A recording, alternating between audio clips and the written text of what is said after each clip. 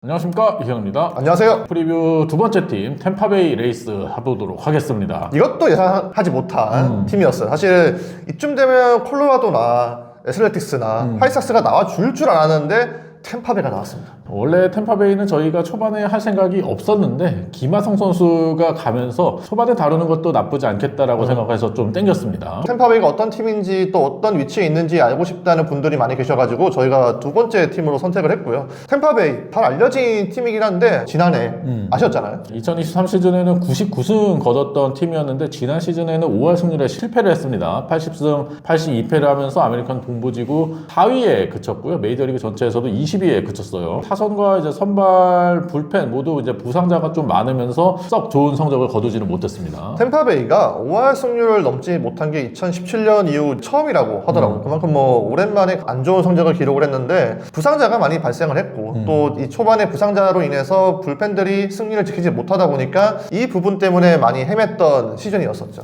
오프 시즌을 간략하게 정리를 해보면 메이저리그 FA 계약 그냥 뭐 한 명만 얘기하면 되지 않나요? 뭐 데니젠슨까지 얘기해야 되니까 굳이 뭐 김하성 선수와 2년에 2,900만 달러 계약을 맺었는데 1+1 계약이고요. 그리고 데니 젠슨과 1년에 850만 달러 계약을 맺었습니다. 트레이드로 조 보이 데려왔고 알렉스 파이도를 디트로이트에서 이제 영입했는데 파이도가 플로리다 출신이다 보니까 홈보이 투수로 여겨지고 있고 마이너 계약도 사실 두각이 드러나는 선수는 아예 없는데 일로이 히메네스가 네, 스플릿 계약을 맺었죠. 템파베이로 갔습니다. 네, 그리고 앤드류 원츠와 또 계약을 맺었고요. 룰5 드래프트에서 네이트 라벤더라는 투수와 마이크 바질이라는 투수 데려왔는데 이제 바질은 필라델피아가 뽑은 선수를 트레이드로 다시 데려온 선수고요. 이제 팀을 빠져나간 선수로는 딜런 칼슨, 타일러 알렉산더, 리차드 러블레이디가 그리고 콜린 포시에가 계약이 종료가 됐고 트레이드를 통해서 호세 시리와 스프린스가 팀을 빠져나갔습니다. 네, 또 연장 계약으로 라스무센에게 2년 850만 달러를 보장했기 때문에 아마 라스무센은 선발진에 들어온다는 전망이 많더라고요. 오프 시즌 등급을 매겨볼까요? 저는 또 C 좋습니다. 박하네.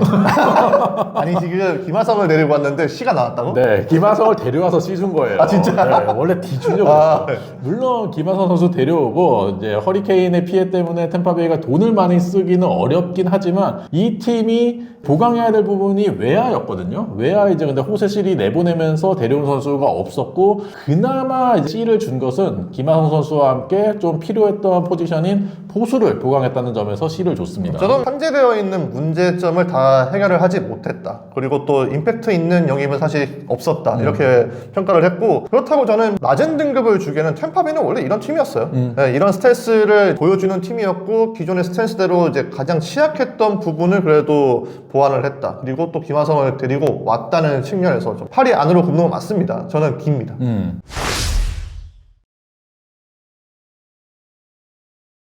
예상 라인업 1번은 얀디 디아스가 위치할 것으로 보이고요. 브랜든 라우, 주니어 카미네로, 조시로, 데니 젠슨, 크리스토퍼 모렐, 조나단 아란다, 자니 델루카, 테일러 월스가 위치를 하고 있는데 아무래도 김하성 선수는 부상으로 현재 빠져있고 5월쯤에 복귀가 예정이 되어 있어요. 네, 이제 그러다 보니까 팬그래프에서 예상 라인업에 일단 포함을 시키진 않았더라고요. 예상 선발진 소개를 해드리면 셰인 맥클레난 돌아오죠. 타지 브래들리, 라이언 페피오, 잭 라테, 셰인 바질, 라스무센까지 6선발 체제로 운영을 할 것으로 보입니다. 그리고 예상 불펜은 마무리는 피트 페이뱅스가 그대로 뛸 것으로 보이고 에드윈 우체타, 게럿 스케빈저, 마누엘 로드리게스, 웨이슨 몽고메리, 알렉스 파이도를 이번에 또 데려왔죠. 그리고 마이크 바질이 위치를 하고 있는데 이창석 기자가 기대하고 있는 조 보일 같은 선수도 충분히 그렇죠. 불펜에 합류할 수 있습니다. 관전 포인트 소개를 해드리겠습니다. 저는 첫 번째 관전 포인트 가화 만사성입니다. 이게 홈 구장 이야기를 안 할 수가 없어요. 맞습니다. 네, 올해 가장 큰 변화이자 변수라고 생각을 하거든요. 일단 트로피카나 필드에서 스타인브레너 필드가 그렇게 멀지는 않습니다. 30km 정도 떨어져 있기 때문에 차로 한 30분 정도 거리에 있는데 이제 그 부분 때문에 캐시 감독이나 선수들도 다른 도시로 가게 되지 않아서 그나마 다행이다 이렇게 말을 하더라고요. 그렇다고 하더라도 저는 어색한 부분이 굉장히 많을 거라고 보거든요. 아무리 마이너 구장 중에 가장 시설이 좋은 것이라고 해도 마이너 구장이고 또 여름에 더위와 비에 강하게 노출이 되게 뻔하잖아요. 이미 경기 시간 조정하고 있고 뭐 날씨에 따라서 유동적으로 운영한다고 밝히긴 했는데 그게 저는 경기력을 어떻게 나타날지 가늠을 할 수가 없다고 보고요. 무엇보다도 선수들이 가지고 있는 상대적인 박탈감, 현타가 온다고 하죠. 아, 그렇죠. 좀 그런 게 올 수도 있을 것 같아요. 왜냐면 이 스타인브레너 필드의 조지 보스의 동상은 그대로 유지를 한다고 하더라고요. 맞아요. 간혹 트로피카나 필드에서는 그래도 평균 관중 수가 이제 16,000명이고 스타인브레너 필드는 이제 11,000명을 수용할 수 있기 때문에 때문에 별 차이 없는 거 아니냐 이렇게 의견이 있는데 이건 좀 잘못된 겁니다. 좌석 배정 자체가 다르기 때문에 불편함을 감수하고 경기를 봐야 되는 관중들이 늘어나는 거예요. 그런데 현재 이 템파베이에서는 티켓 판매율이 초반에 나쁘지 않다고 하지만 티켓 가격 인상률이 약 40% 정도 올랐다고 합니다. 그래서 팬들에게 공분을 좀 사고 있는 상황이고 여기에 맞물려서 트로피카나 필드가 6월까지 지붕화를 못해요. 새 구장 건립 문제도 자금 조달 문제로 지금 확실하게 안 나오기 때문에 골치 아픈 상황에 놓여있거든요.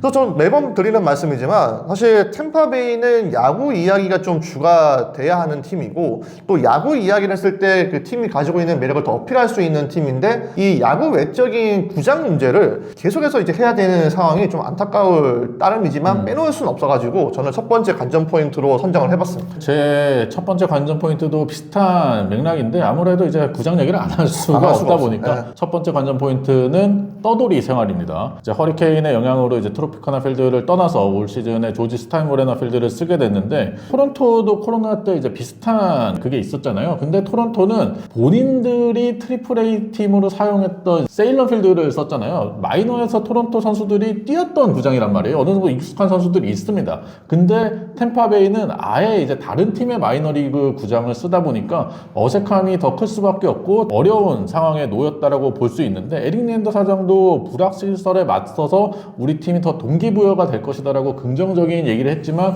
막상 이제 선수들이 뛰어보면은 그렇게 좋은 결과를 낼 수 있을지도 이제 좀 의문이 들고 케빈 캐시 감독이 비와 바람에도 있지만 더운 날씨가 더 걱정이 된다라고 하더라고요. 이제 날씨도 더운데 또 습한 기후다 보니까 더 이제 끈적끈적해서 불쾌지수가 높아질 수밖에 없거든요. 그런 거를 뚫고 선수들이 어떤 퍼포먼스를 해줄지도 상당히 궁금한 상황이기 때문에 저는 떠돌이 생활을 관전 포인트로 뽑아봤습니다. 근데 좀 워딩이 세다? 떠돌이 생활이라. 어쨌든 뭐 완전 마치 떠났으니까. 우리를 보는 것 같잖아. 아, 그치. 스튜디오 없이 이것저것 떠돌아다니는. 두 번째 관전 포인트 저는 나비 효과입니다. 원래 유격수가 한동안 걱정이 없을 줄 알았던 그치. 포지션이었죠. 11년 계약을 해놨으니까. 그런데 이제 완더 프랑코가 불미스러운 사건을 저지르면서 태풍이 몰아쳤습니다. 미성년자와 부적절한 관계뿐만 아니라 불법 총기를 소지를 했고 사용을 한 혐의로도 기소가 된 상태이기 때문에 현지에서는 이 선수가 15년에서 20년까지 징역할 수 있다. 당연히 그렇게 되면은 완더 프랑코는 메이저리그 복귀 불가능합니다. 판결이 나와봐야겠지만 저는 프랑코는 메이저리그 돌아오지 못한다고 보거든요. 돌아오면 이거는 기적적인 거고 그치. 돌아온다고 하더라도 사무국에서 자체 징계를 내릴 수가 있는 상황이고 기량이 오래 쉬다 보니까는 메이저리그 레벨이 아니길 거기 때문에 완더 프랑코는 잊으셔야 된다고 말씀을 드리고 싶고 이로 인해서 작년에 카바에로와 웨일스가 주로 유격수로 출장을 했습니다. 좋지 않았죠. 네. 그런데 타격이 너무 떨어졌고 유격수 도합 타율이 2할 2푼 1리 출루율도 3할이 되지 않았고 오피스가 0.604로 27위 조정조선으로도 79로 전체 26위에 그쳤습니다. 그래서 구세주가 왔어요. 김하성 기자. 굉장한 구세주. 네.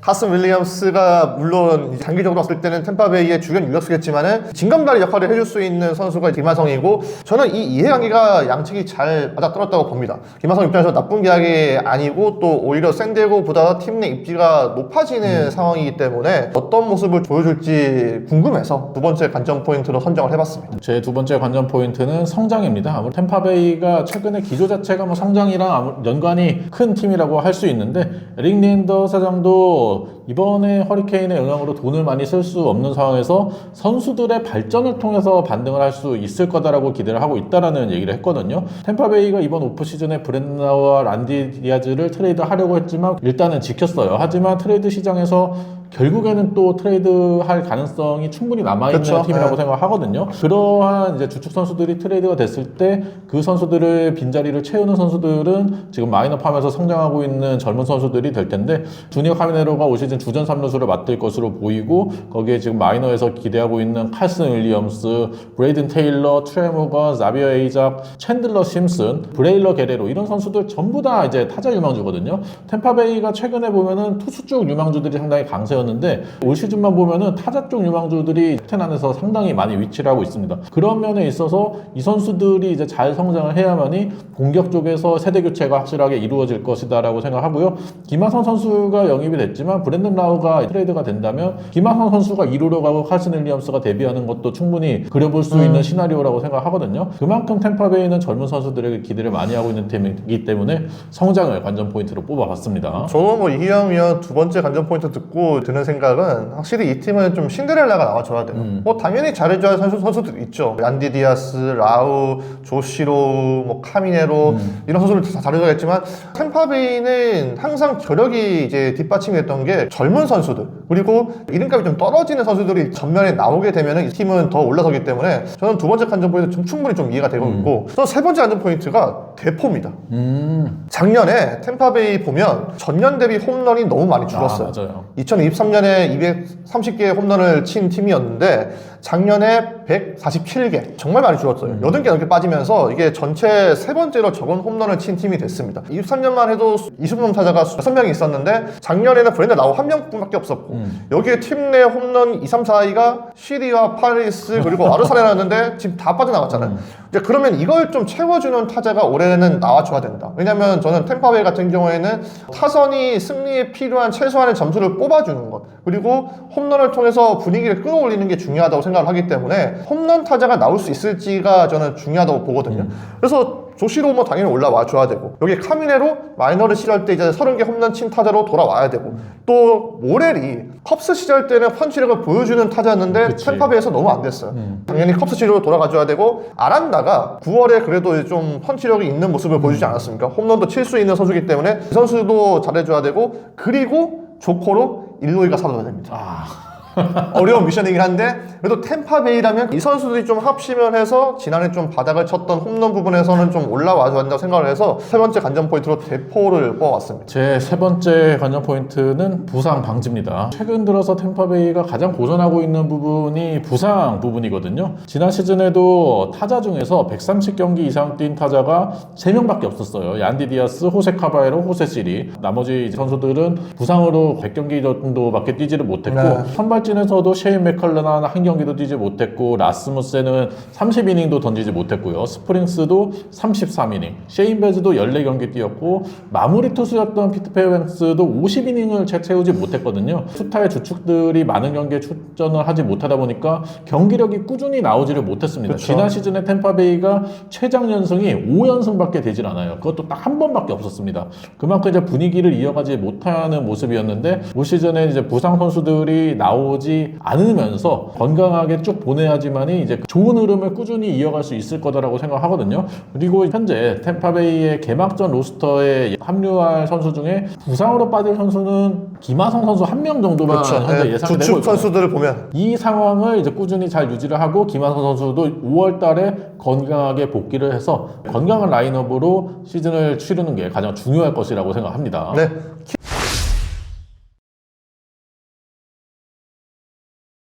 키플레이어 말씀을 드리겠습니다. 저는 사실 준비하기 전까지는 뭐 이영 의원이 제 어떤 생각이나 취향을 잘 알고 있는 사람이기 때문에 분명히 80% 이상 카미노다 이렇게 이제 생각을 했을 텐데 마운드 얘기를 너무 안 해가지고 그치. 네, 카미노는 당연히 제 마음속에 키플레이어 1순위인데 저는 맥클레나입니다. 마운드 얘기를 너무 안 했기 때문에 맥클레나는 마운드 얘기를 해보면 가장 자기 역할을 잘해줘야 되는 선수다. 템파베이 부동의 에이스 아닙니까? 뭐 23년 8월에 토미조 수술을 받으면서 작년에는 회복에 더 집중을 했고요. 두 번째 수술이다 보니까 템파베이도 급하게 다루지 않는 모습이었거든요. 포신 구석이 어느 정도 뒷받침이 되는 게 상당히 중요한 부분이 타자를 압도하는 부분도 있겠지만 원래 구위가 좋았던 투수가 구속이 안 나오게 되면 자신감이 잃어요. 맞아요. 그게 원동력을 잃게 되다 보니까 포싱 구속이 어떻게 나오는지 올해 좀 봐야 될 것 같고요. 체인지업 커브가 워낙 좋기 때문에 저는 이 선수가 기대하는 피칭 퀄리티를 보여준다면 선발진의 유일한 자원으로서도 역할을 잘 해줄 것으로 봐서 저는 이제 중심을 잡아줘야 된다는 측면에서 맥클레난을 뽑아왔습니다. 테릭스 쿠벌이 사이언상 받았잖아요. 셰인 받아야지. 맥컬러나도 이제 받아야지. 작성해야죠. 근데 분명히 그 동기부여는 될 것 같아요. 제 키플레이어는 브랜든 라우입니다. 라우 참 좋아해. 브랜든 라우를 주목한 이유는 2021 시즌에 39개 홈런 친 이후에 꾸준히 이제 부상으로 못 나오고 있거든요. 네. 최근 3시즌에 출장 경기가 총 300경기가 안 됩니다. 그 기간 동안에 이제 50홈런 때려냈는데 나오는 경기에서는 잘해요. 근데 못 나오는 게 문제죠. 그렇죠. 이번에 얀디 디아스와 함께 이제 1, 2번 타순에 위치할 것으로 예상이 되고 있는데 올 시즌 종료 후에 또 FA입니다. 물론 팀옵션이 있긴 하지만 본인에게도 굉장히 동기부여가 될 수 있는 시즌인데, 이번에 홈구장으로 사용하는 조지 스타인브레너 필드가 양키 스타디움과 디멘션이 똑같아요. 맞아요. 그렇다는 얘기는 좌타자에게 굉장히 유리할 수 있다라는 거거든요. 거기다가 브랜든 라우가 또 풀히터 아니겠습니까? 그렇기 때문에 이러한 홈구장으로 쓰는 데 있어서 브랜든 라우가 성적을 충분히 건강하기만 하면 끌어올릴 수 있다라고 생각을 해서 저는 브랜든 라우를 뽑아봤습니다. 그리고 템파베이 입장에서는 팀 성적이 전체적으로 안 나오고 브랜든 라우 성적이 괜찮다면 시즌 중간에 트레이드 카드로 활용할 수가 있거든요. 그러면 이제 라우의 성적이 잘 나와야 유망주 카드로 잘 받아올 수 있기 때문에 브랜든 라우 성적이 중요할 것이라고 생각합니다. 스윙이 진짜 멋있는 선수지. 근데 아까 브랜든 라우가 트레이드 되면서 김하성이 2루로 가고 카슨 윌리엄스가 올라올 수 있다는 시나리오를 썼는데, 만약 라우가 우리가 이걸 찍고 그 이후에 시즌 개막하기 전에 트레이드가 된다, 이거 그러면 AS 갑니까? AS도 가야죠. 내가 봤을 때 형 그러면은 진짜 형준이 형 뛰어넘을 수도 있다. 제가 멘붕 올 것 같은데. 아니 저준이 뛰어넘는다 이거.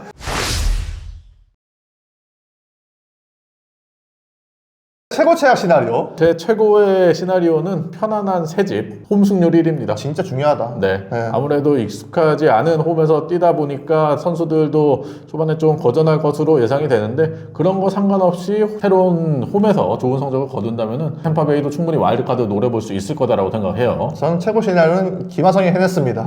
템파베이가 해냈습니다. 원래 이 맛을 살려면 송문영 선배께서 이제 하셔야 되는데, 어차피 그 맛을 못 살릴 바에는 담담하게 하자. 네. 양측이 저는 윈윈이 되길 바라는 마음에서 최고 시나리오 써봤고요. 최악 시나리오는 저는 이희영 위원 최고의 시나리오와 반대되는 개념입니다. 스타인브레너 필드에서의 승률이 3할대다. 이거는 템파베이가 올해도 좋은 성적을 거두지 못한다는 것을 의미를 하고, 스타인브레너 필드에서 자리 잡고 있는 보스의 동상이 암흑의 기운을 끼치면서 템파베이가 고생을 한다 정도로 이제 해석을 할 수 있겠죠. 제 최악의 시나리오도 이제 구장과 관련이 되어 있는데, 속출하는 더블헤더입니다. 플로리다가 지붕이 없는 날씨면은 날씨 때문에 영향을 많이 받아서 더블헤더가 많이 나올 수가 있거든요. 근데 이렇게 더블헤더가 많아지게 되면 선수들의 이제 체력 문제도 생길 수밖에 없고, 또 그렇게 되면 걱정하는 부상 문제로 또 이어질 수밖에 없기 때문에 템파베이 입장에서는 날씨가 좋기를 바랄 수밖에 없을 것 같아요. 양키스 싱그레이 팀이 작년에 여름 이후에 굉장히 일정이 안 좋았던 것 같더라고요. 근데 그리고 이거 들으면은 우리한테도 별로 안 좋은 시나리오. 아, 맞아요. 저번에도 한번 뛴 적 있잖아요. 한번 해봤죠. 올해도 내가 봤을 때는 걸릴 것 같은데. 아니야. 네. 야, 지키겠지. 준비하세요. 네.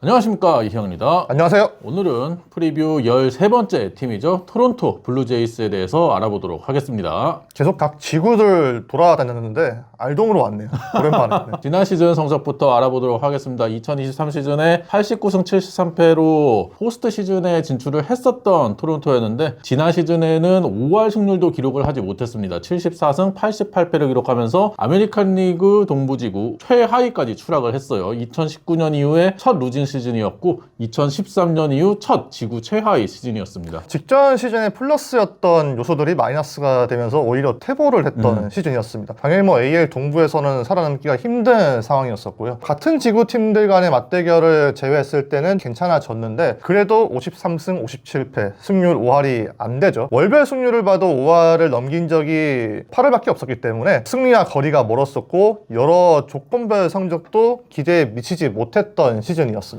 타선에서는 보비셋이 부상으로 많이 빠졌고, 조지 스프링어도 노쇠화가 진행이 그쵸. 되는 모습이었고, 블라디미르 게레로 주니어가 후반기에 살아나긴 했지만 전반기 성적은 좀 아쉬웠어요. 선발진은 그래도 괜찮았는데 불펜이 메이저리그 최악의 모습을 보여주면서 투타 밸런스도 썩 좋지 않은 모습이었습니다. 승리 기여도 마이너스 2점은 진짜 오랜만에 봤습니다. 맞습니다. 오프시즌 주요 행보 알아보겠습니다. 최근 오프시즌에 토론토가 주연이 되는 듯 하면서 결국에는 주연이 되지 못하는 경우가 많았는데, 이번에도 마찬가지였어요. 슈퍼스타들의 영입, 후안 소토, 코빈 번스, 피트 알론소 이런 선수들과 계속해서 소문이 났지만 결국에는 영입을 하지 못하면서 크게 영입을 한 선수가 없었고, 앤서니 산탄데르 그리고 맥스 셔저, 이미 가르시아와 재계약하는 게 메이저리그 계약이었습니다. 가장 크게 계약을 했던 첫 번째 주자가 이제 호퍼먼이었었고, 트레이드를 통해서 또 한 번 수비에 치중했습니다. 안데스 히메네스 데리고 왔고, 불펜으로 쓸 수 있는 닉 샌들린 데리고 왔고요. 그리고 사사키 로키의 국제 계약 계약금을 마련하기 위해서 스트로를 또 받아오기도 했죠. 룰5 드래프트로 앙헬 바스타도를 데리고 왔고 마이너리그 계약으로는 라이언 야브로, 라우어, 크리스티안 베탄코트, 아미르 게럿, 리차드 러브레이디, 제이콥 반스가 눈에 띄었습니다. 팀을 이탈한 선수로는 조던 로마너, 딜런 테이트, 하브레라 그리고 스펜서 호르위츠가 트레이드로 떠났고요. 스토브리그 등급 매겨보겠습니다. 희망 고문의 연속이었어요. 소토와 번스, 사사키 모두 다 영입 근처까지는 갔지만 실제로 이뤄지진 않았습니다. 스포츠에서는 2, 3등이 의미가 있다고 하더라도 계약에서는 2, 3등은 의미가 없다는 거를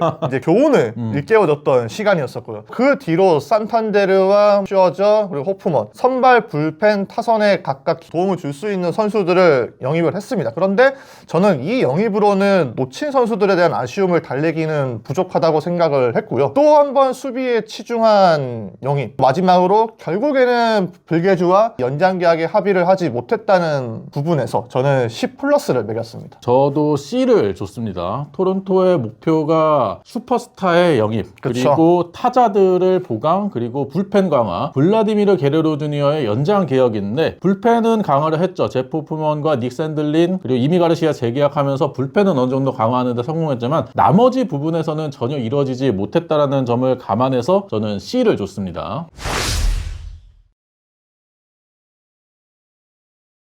예상 라인업 알아보도록 하겠습니다. 1번에 조지 스프링어, 2번에 블라디미르 게레로 주니어, 3번에 앤서니 산탄데르, 4번에 보비시에, 5번에 윌 와그너, 알레한드로 커크, 안드레스 히메네스, 어니 클레멘트, 네이선 룩스가 라인업을 구성을 하게 될 것으로 보여요. 네, 예상 선발진 살펴보겠습니다. 1선발 케빈 가즈먼이고요. 2선발 호세 베리오스, 크리스 베시카, 슈어저, 보덴 프랜시스가 3, 4, 5선발을 구축하고 있습니다. 예상 불펜 알아보면 제프 호프먼이 마무리를 볼 것으로 보이고요. 체드 그린, 이미 가르시아, 에릭 스완슨, 닉 샌들린으로 구성이 되겠습니다. 관전 포인트 3가지 알아보겠습니다. 제 첫 번째 관전 포인트는 야육 강식의 세계입니다.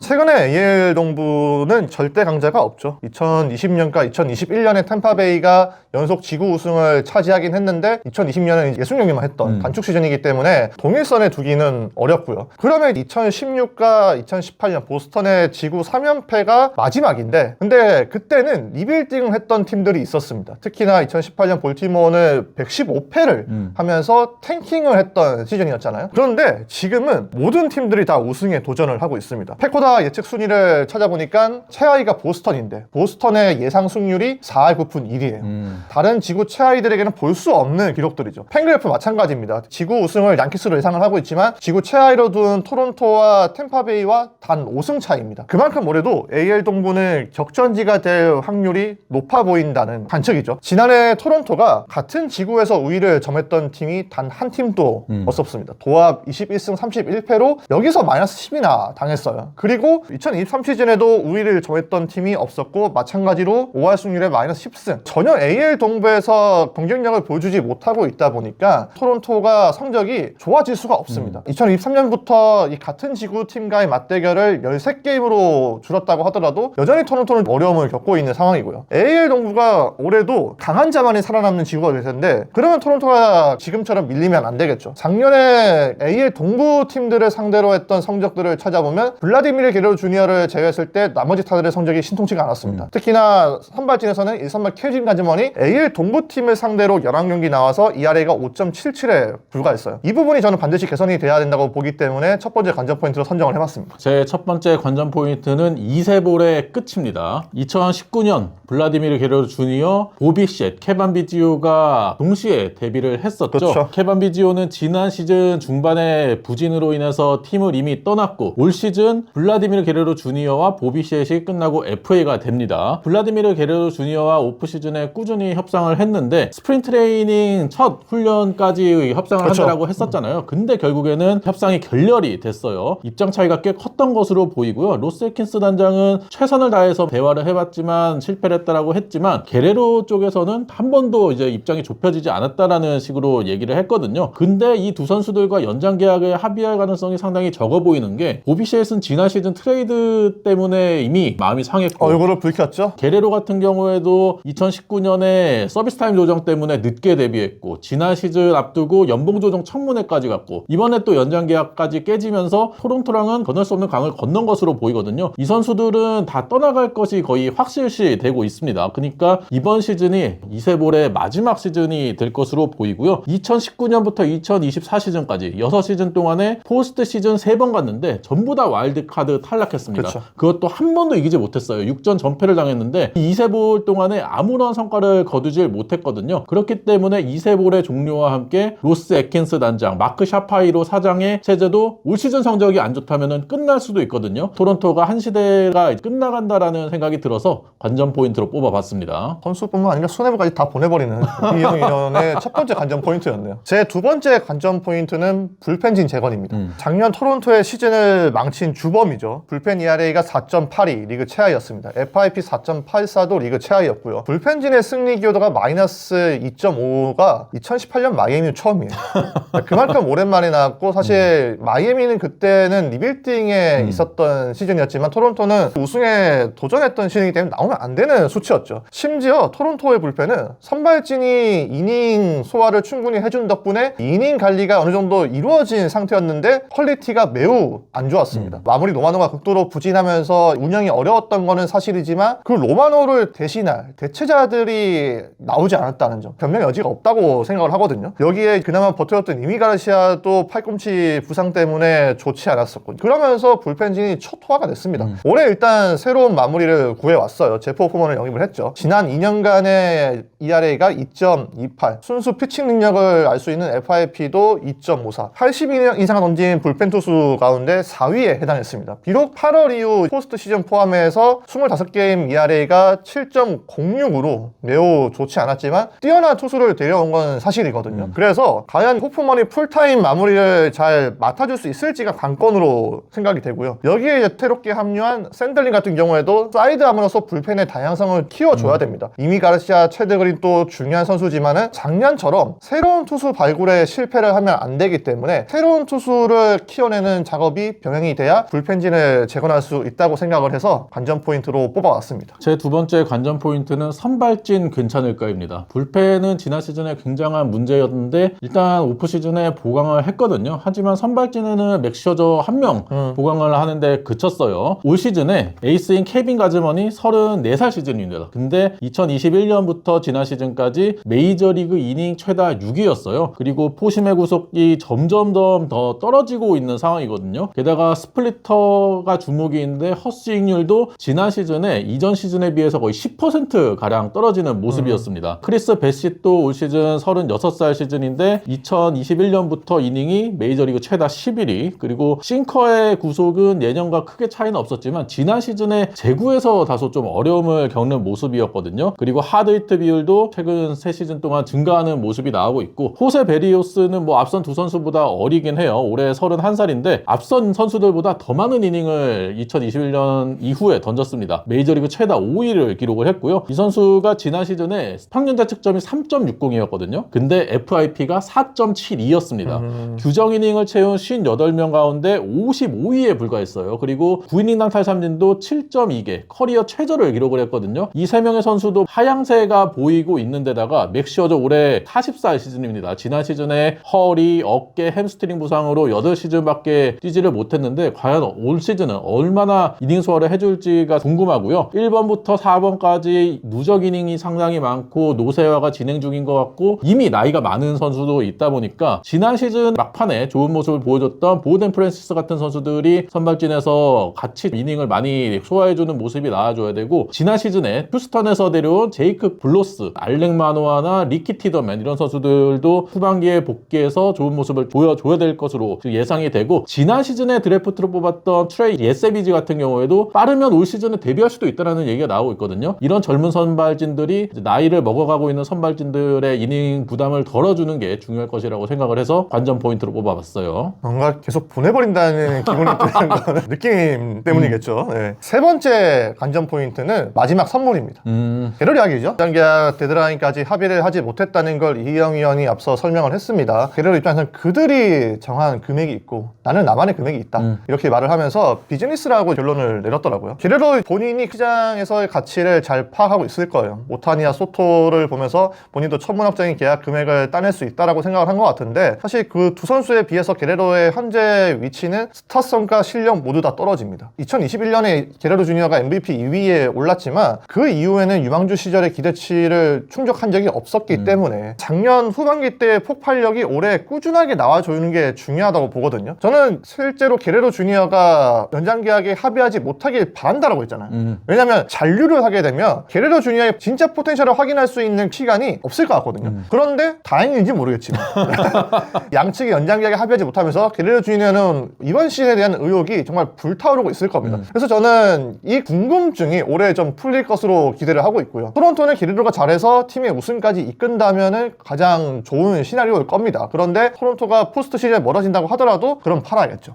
마감 시간에 유망주 데리고 오면서 파는 게 게레로가 주는 마지막 선물일 것으로 생각이 되고요. 게레로도 포스트 시즌에서 지금까지 보여주기 너무 없습니다. 맞아요. 통산 6경기 뛰면서 타율이 1할 3푼 6리였고 홈런이 없었어요. 작년에 소토처럼 게레로 주니어가 포스트 시즌에 올라가서 좋은 활약을 해주는 게 본인의 몸값을 올릴 수 있는 지름길인 것으로 보이고, 결국 이 세 번째 관전 포인트의 상황들이 다 발생을 하려면 일단 게레로가 잘해야 되는 게 전제 조건이기 때문에 마지막 선물을 이야기해봤습니다. 제 마지막 관전 포인트는 좌타석입니다. 토론토의 최근 몇 년간 타석에서의 가장 문제점이 좌타석에서의 생산력이 떨어진다는 점이거든요. 2021년부터 작년까지 우타석에서의 성적이 타율 1위, 출루율 2위, 장타율 3위, 홈런 1위, 조정득점 생산력 1위였어요. 그리고 2021년부터 지난 시즌까지 좌타석에서의 성적이 타율 26위, 출루율 28위, 장타율 27위, 홈런 최하위, 조정득점 생산력도 92로 25위에 그쳤습니다. 지난 시즌도 좌우타석의 밸런스는 전혀 맞지 않는 모습이었는데, 주요 좌타자인 달튼 바쇼가 지난 시즌에 2할 1푼 4리 쳤고요. 홈런 18개, 조정득점 생산력 99 기록을 했습니다. 스펜서 호르이츠가 조정득점 생산력 127 기록하면서 나름 좌타석에서 좋은 모습 보였는데 팀을 떠났잖아요. 팔았죠? 네, 그리고 에디슨 바저 같은 선수도 기대 이상의 모습을 전혀 보여주지를 못했는데, 이번에 FA를 통해서 앤서니 산탄데르 데려오지 않았습니까? 그렇죠. 지난 시즌에 40홈런을 넘게 쳤던 선수고, 통산 성적을 봐도 좌타석에서 112개의 홈런 때려내면서 좌타석에서 장타력을 갖춘 선수란 말이에요. 이 선수가 좌타석에서 좀 더 생산력을 보여주기를 토론토는 기대를 하고 있을 거고요. 달튼 바쇼에게 꾸준히 공격에서의 성장을 기대를 하고 있는데, 올 시즌은 과연 터질지도 궁금하고, 이번에 안드레스 히메네스를 수비 때문에 데려오긴 했지만 히메네스도 공격 쪽에서 팀에 공헌하는 모습이 나와줘야 된다고 생각을 합니다. 그리고 지난 시즌 짧은 기간이었지만 준수한 공격력을 보여줬던 윌 와그너 같은 선수에게도 토론토가 기대를 많이 하고 있기 때문에 이런 좌타자들의 성적을 끌어올려야지만이 타선에서의 밸런스가 맞다라고 생각을 해서 좌타석을 관전 포인트로 뽑아봤어요.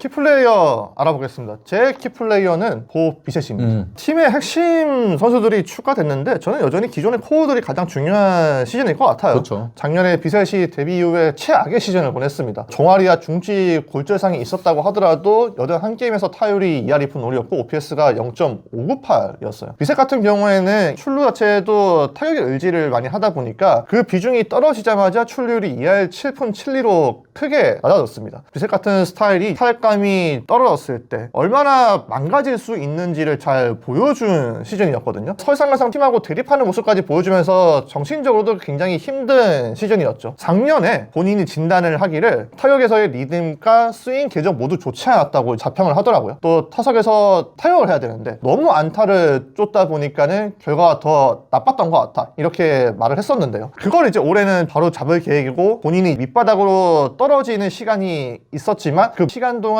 자기 자신이 어떤 선수인지 누군지를 되돌아보는 시간을 보냈다고 했습니다. 이런 많은 교훈을 얻었기 때문에 올해 성숙한 시즌이 될 수 있을지가 궁금하고요. 그리고 토론토는 불게주와 비셋이 FA를 앞둔 상황이잖아요. 이 두 선수가 서로 경쟁하는 상황이 연출돼야 토론토도 결국에는 팀이 더 올라갈 수 있다고 생각을 하기 때문에 저는 비셋이 중요한 선수라고 생각을 합니다. 제 키플레이어는 제프 호프먼입니다. 2014년에 전체 9순위로 토론토에 지명이 됐어요. 2015년 툴로이츠키 트레이드 때 콜로라도로 넘어갔는데, 당시에 팀을 떠날 때는 선발 유망주였지만 이번에는 마무리로 다시 팀에 돌아왔습니다. 최근 2시즌간의 좋은 성적을 거뒀다는 것은 이창석 기자가 앞서 설명을 잘 해줬고요. 지난 시즌에 세이브 상황에서 34경기에 나왔는데 평균 자책점이 1.10으로 나쁘지 않았어요. 아니 근데 나는 사실 이 호프먼이 되게 프레셔에 약하다 생각했거든?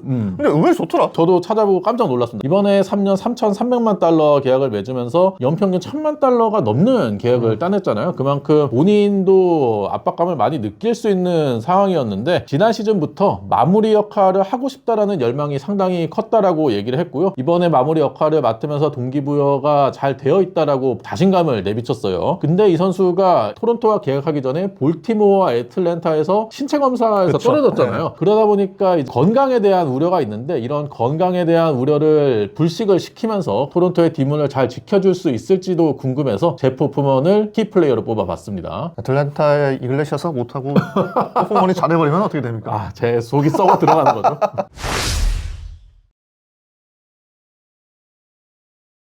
최고 최악 시나리오 알아보겠습니다. 제 최고의 시나리오는 토론토가 공들였던 지키는 여우가 마침내 포스트 시즌에서 빛을 발한답니다. 토론토가 이번에도 히메네스 데리고 오면서 달튼 바쇼에이어서 수비에 또 한 번 집중하는 그런 모습이었는데 수비로 일내는 게 쉽지 않다는 거를 이미 전례를 통해서 깨달았잖아요. 그렇죠. 그래서 포스트 시즌에서 토론토가 지키는 야구를 보여주면서 더 높이 올라간다가 가장 좋은 시나리오가 아닐까 싶습니다. 제 최고의 시나리오는 이세볼의 마지막 불꽃입니다. 2019년부터 2024 시즌까지 코어 선수들이 있었지만 와일드카드 시리즈에서 전패로 모두 탈락하고 말았잖아요. 마지막 불꽃을 불태우면서 토론토가 와일드카드 시리즈보다 좀 더 높은 곳으로 올라가는 게 최고의 시나리오라고 생각을 해요. 마지막까지 보내버리네요. 뭘 보내요? 최고의 시나리오인데. 제 최악의 시나리오는 스토브리그에선 2, 3등이었는데 스포츠에서는 4, 5등이다. 막상 뚜껑을 열어보니까 성적이 더 2, 떨어져요. 3등이 좋았다는 거지.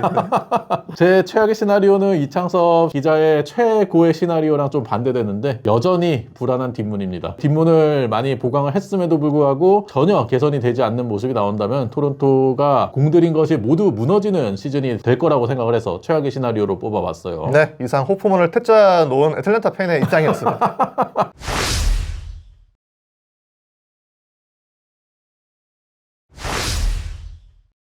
안녕하십니까, 이기영입니다. 안녕하세요. 프리뷰 23번째 팀 알아보도록 하겠습니다. 볼티모어 오리올스입니다. 지난 시즌 성적부터 알아보도록 하겠습니다. 2023 시즌에 101승을 거뒀던 볼티모어인데 지난 시즌에는 91승을 거뒀고요. 양키스와 1위 경쟁을 계속해서 하다가 마지막 20경기에서 9승 11패로 부진하면서 결국에는 지구 2위로 시즌을 마감을 했고 포스트 시즌 가서도 와일드카드 시리즈에서 캔자스티에게 무기력하게 패하면서 짧게 가을 야구를 마감하고 말았습니다. 확실하게 우승을 경쟁하는 팀으로 올라섰다는 걸 알 수 있었어요. 젊은 야수들이 잘 성장을 했고 그 선수들을 중심으로 볼티모어만의 문화가 잘 구축이 됐습니다. 양키스와 보스턴, 템파베이, 토론토에게 모두 우위를 점하면서 A의 동부에서도 강력한 존재감을 과시를 했고요. 그런데 포스트 시즌에서 또 한 번 첫 라운드 때 고배를 마셨습니다. 그러다 보니까 개운하지 못한 뒷맛을 남기게 됐는 게 상당히 좀 아쉬웠죠. 그래서 분명 좋은 팀이지만 더 좋아져야 되는 팀이 됐다고 말씀을 드리고 싶습니다. 오프시즌 주요 행보부터 알아보도록 하겠습니다. FA 주요 계약으로는 타일러 오닐과 3년 계약을 맺었고요. 스가노, 게리 산체스, 찰리 모튼, 앤드류 키트리지, 딜런 칼슨, 라몬 로리아노와 1년 계약을 했어요. 트레이드 통해서는 다즈 카메론, 루이스 바스케스 같은 선수를 데리고 왔고 주요 마이너 계약을 살펴봐도 바레토, 닉고든, 맷보먼, 디마이엘 마신, 폴먼 등이 있었는데 그렇게 두각을 드러내는 계약들은 없었습니다. 팀을 떠난 선수로는 역시나 코빈 번스와 앤서니 산탄데르가 가장 큰 이탈이었고요. 오스틴 슬레이터, 제임스 맥켄, 존 민스, 그리고 터커 데이비슨이 있었습니다. 오프시즌 등급 매겨보겠습니다. 오니를 합리적으로 붙잡은 건 상당히 칭찬할 부분이었어요. 산탄데르보다 한 살 어리고 건강하면은 산탄데르 못지않은 공격력을 보여줄 수 있는 타자거든요. 타선을 비롯해서 선발과 불펜 모두 다 영입을 했는데 다른 A의 동부지구 팀들을 고려하면은 아쉬움이 큽니다.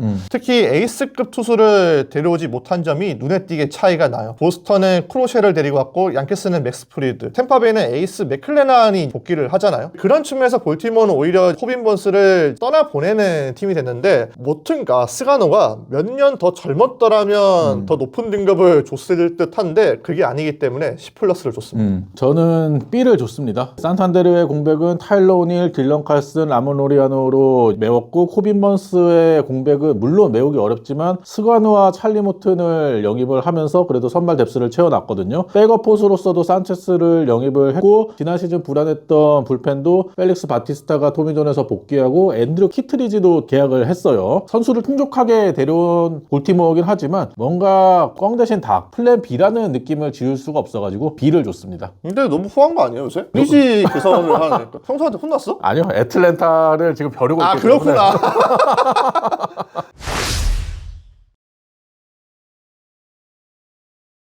예상 라인업 알아보도록 하겠습니다. 1번 거너 앤더슨, 2번 애들리 러치먼, 세드린 런리스, 조던 웨스트버그, 콜린 카우저, 타일러 오닐, 라이언 오원, 라이언 마운트캐슬, 잭슨 할러데이입니다. 저희가 거듭 말씀드리지만 이 예상 라인업은 팬그래프 기준이고 멀린스는 타순 조정이 될 가능성이 높습니다. 예상 선발진 말씀드리면 잭 애플레인, 찰리 모튼, 딘 크레이머, 스가노, 케이드 포비치가 배정이 되어 있는데 그레이슨 로드리게스가 팔꿈치 부상으로 빠져있고 자완 트래블 로저스도 오른쪽 무릎 부상으로 개막전 합류가 불가능하다 보니까 이런 선발진이 따여졌고요. 예상 불펜 알아보면 펠릭스 바티스타가 복귀하면서 마무리를 맡을 것으로 보이고요. 세란토니 도밍게스, 키건 에이킨, 예니어 카노, 그레고리 소토로 구성이 되겠습니다. 관전 포인트 3가지 알아보겠습니다. 제 첫 번째 관전 포인트는 더 높은 목표입니다. 이제 아무도 볼티모어가 약팀이라고 생각하진 않죠. 2011년만 해도 110회를 당했었는데 이듬해 5할 승률 넘어서면서 완전히 궤도에 올라왔습니다. 문제는 포스트 시즌이에요. 디비전 시리즈에 직행한 2023년에도 그렇고 작년에도 와일드카드 시리즈가 떨어졌잖아요. 킨자스시티도 공격력이 뛰어난 팀이 아니었는데 볼티모어가 2경기에 1득점으로 묶이면서 완전히 체면을 구겼습니다. 심지어 2번의 포스트 시즌 모두 한 게임도 이기지 못하고 탈락을 했어요. 시간을 거슬러 가도 2016년 와일드카드 경기 탈락했었죠. 2014년에도 챔피언십에서 킨자스시티에게 스위프를 당했습니다. 그러면서 볼티모어가 현재 포스트 시즌 10연패에 빠져 있어요. 언젠가는 끊어내겠지만 10연패까지 왔다는 것 자체가 어느 정도 징크스에 빠져 있다는 걸 의미하거든요. 이 약점을 얼른 해결해 줘야 될 텐데 저는 여기서 드는 의문이 하이드 감독의 지도력입니다. 그동안 디트로이트가 젊은 선수들 중심으로 성장을 하다 보니까 하이드 감독의 큰형님 리더십이 잘 통했잖아요. 그런데 우승을 하려면 세밀한 야구가 앞서야 되기 때문에 하이드 감독의 역량이 우승에 걸맞은 감독인지 의심이 가기는 합니다. 사실 하이드 감독이 작전 야구나 심리전에 능한 인물은 아니니까요. 작년에도 정규 시즌에서 볼티모어가 7월 초부터 힘이 빠졌거든요. 근데 그대로 놔두다 보니까 볼티모어가 7월 8일 이후에 승률이 5할도 안 됐습니다. 올해 볼티모어가 다른 지구 라이벌들에 비해서 영입이 많지 않았어도 사람들의 눈높이가 그렇다고 떨어지진 않거든요. 과연 사람들의 기대치를 올해도 충족시킬 수 있을지 궁금해서 첫 번째로 언급을 해봤습니다. 제 첫 번째 관전 포인트는 구장 효과입니다. 캠든 야드가 2025 시즌을 앞두고 다시 한번 구장 규격을 변화를 가져갑니다. 2022 시즌을 앞두고 좌측 담장을 최대 26.5피트, 8.1m를 뒤로 밀었고요. 담장 높이도 7피트에서 13피트로 변화를 줬거든요. 그러면서 좌측 담장의 별명이 러시모어 산을 패러디해서 마운틴 월티모어라는 별명을 지었더라고요. 그러면서 투수진들은 확실히 이 구장 변화 효과를 톡톡히 봤습니다. 투수진 홈경기 평균 자책점을 보면 2018년에 메이저리그 28위, 2019년에 29위, 2021년에는 최하위를 기록을 했는데 2022년 구장 규격이 변경된 이후에 15위, 11위, 14위로 상승을 했거든요. 하지만 이러한 변화가 우타자들에게는 지옥 같은 상황이 펼쳐지고 말았어요. 무타자들이 홈런 수가 급감을 했는데 2018년부터 2021년까지 메이저리그 3위, 13위, 3위 홈런 수를 기록을 했던 볼티모어 홈에서의 우타자들의 성적인데 2022 시즌부터는 22위, 29위, 27위까지 떨어집니다. 장타력이 급감하는 모습이었어요. 지난 시즌에도 홈에서 좌타자들이 75홈런을 때려냈거든요. 근데 우타자들은 37홈런밖에 때려내지를 못했고요. 타자들이 계속해서 성적이 너무 떨어지다 보니까 볼티모어 구단에서 결국에는 다시 구장 규격을 변경을 하게 됐어요. 좌측 담장을 최대 20피트, 6.1m 정도 다시 앞으로 당기게 됐습니다. 엘리아스 단장은 이 점에 대해서 투타 밸런스를 맞추면서 중립 구장처럼 효과를 냈으면 하는 바람을 드러냈거든요. 라이언 마운트캐슬, 조던 웨스트버그, 코비 마요 같은 젊은 우타자들이 이러한 구장 변화에 맞춰서 성적을 끌어올려줘야 되고 오프 시즌에 영입한 타일러 오닐, 게리 산체스 전부 다 장타력이 뛰어난 우타자 아니겠습니까? 이러한 구장 변동 효과를 새로 영입한 선수들도 누려야 될 것 같아가지고 관전 포인트로 뽑아봤습니다. 제가 타직 구장을 주목하는 것과 거의 비슷한 제 두 번째 관전 포인트는 갈림길입니다. 길입니다. 볼티모어의 성공은 젊은 야수들의 순차적인 발전 덕분이었죠. 2022년에 데뷔한 러치맨은 이듬해 실버 슬러거를 수상한 선수가 됐고요. 건어 앤더슨 마찬가지입니다. 2022년에 첫 선을 보였는데 그 다음 시즌에 뛰어난 모습을 보이면서 신인상을 수상했고 작년에는 MVP 컨텐더까지 성장을 했습니다. 콜튼 카우저와 웨스트버그도 모두 다 직전 시즌 경험을 발판 삼아서 더 만족스러운 모습을 보여줬잖아요. 그러면 이 선수들의 뒤를 이어야 될 선수가 있죠. 잭슨 할러데이입니다. 물론 코비 마이오나 포수 바사이어 같은 유망주들도 있지만 저는 건어 앤더슨의 레벨에 있는 선수는 할러데이라고 생각하거든요. 그래서 볼티모어도 지난 시즌에 빠르게 할러데이를 콜업해서 내보내 봤는데 너무 안 좋았잖아요. 너무 힘겨운 시간을 보내면서 결국에는 마이너리그에 다시 강등이 됐습니다. 트리플 A에 다녀온 뒤에도 첫 16게임에서는 타율 2할 8푼 6리, 홈런 5개, 오페스 0.940을 기록하면서 좋아지는 듯 했지만 이 퍼포먼스가 오래가진 않았어요. 이후 35경기에서는 다시 시즌 초반으로 돌아가는 모습들이 나왔거든요. 그렇기 때문에 저는 할러데이가 올해 정말 중요하다고 생각을 합니다. 겨울 동안에 웨이트 엄청 열심히 하고 식단 관리하면서 또 최대한 긍정적인 마음가짐을 가지려고 노력했다고 하더라고요. 또 볼티모어가 이번 스프링 캠프에서 브라이언 로버츠와 JJ 하디를 초청을 했잖아요.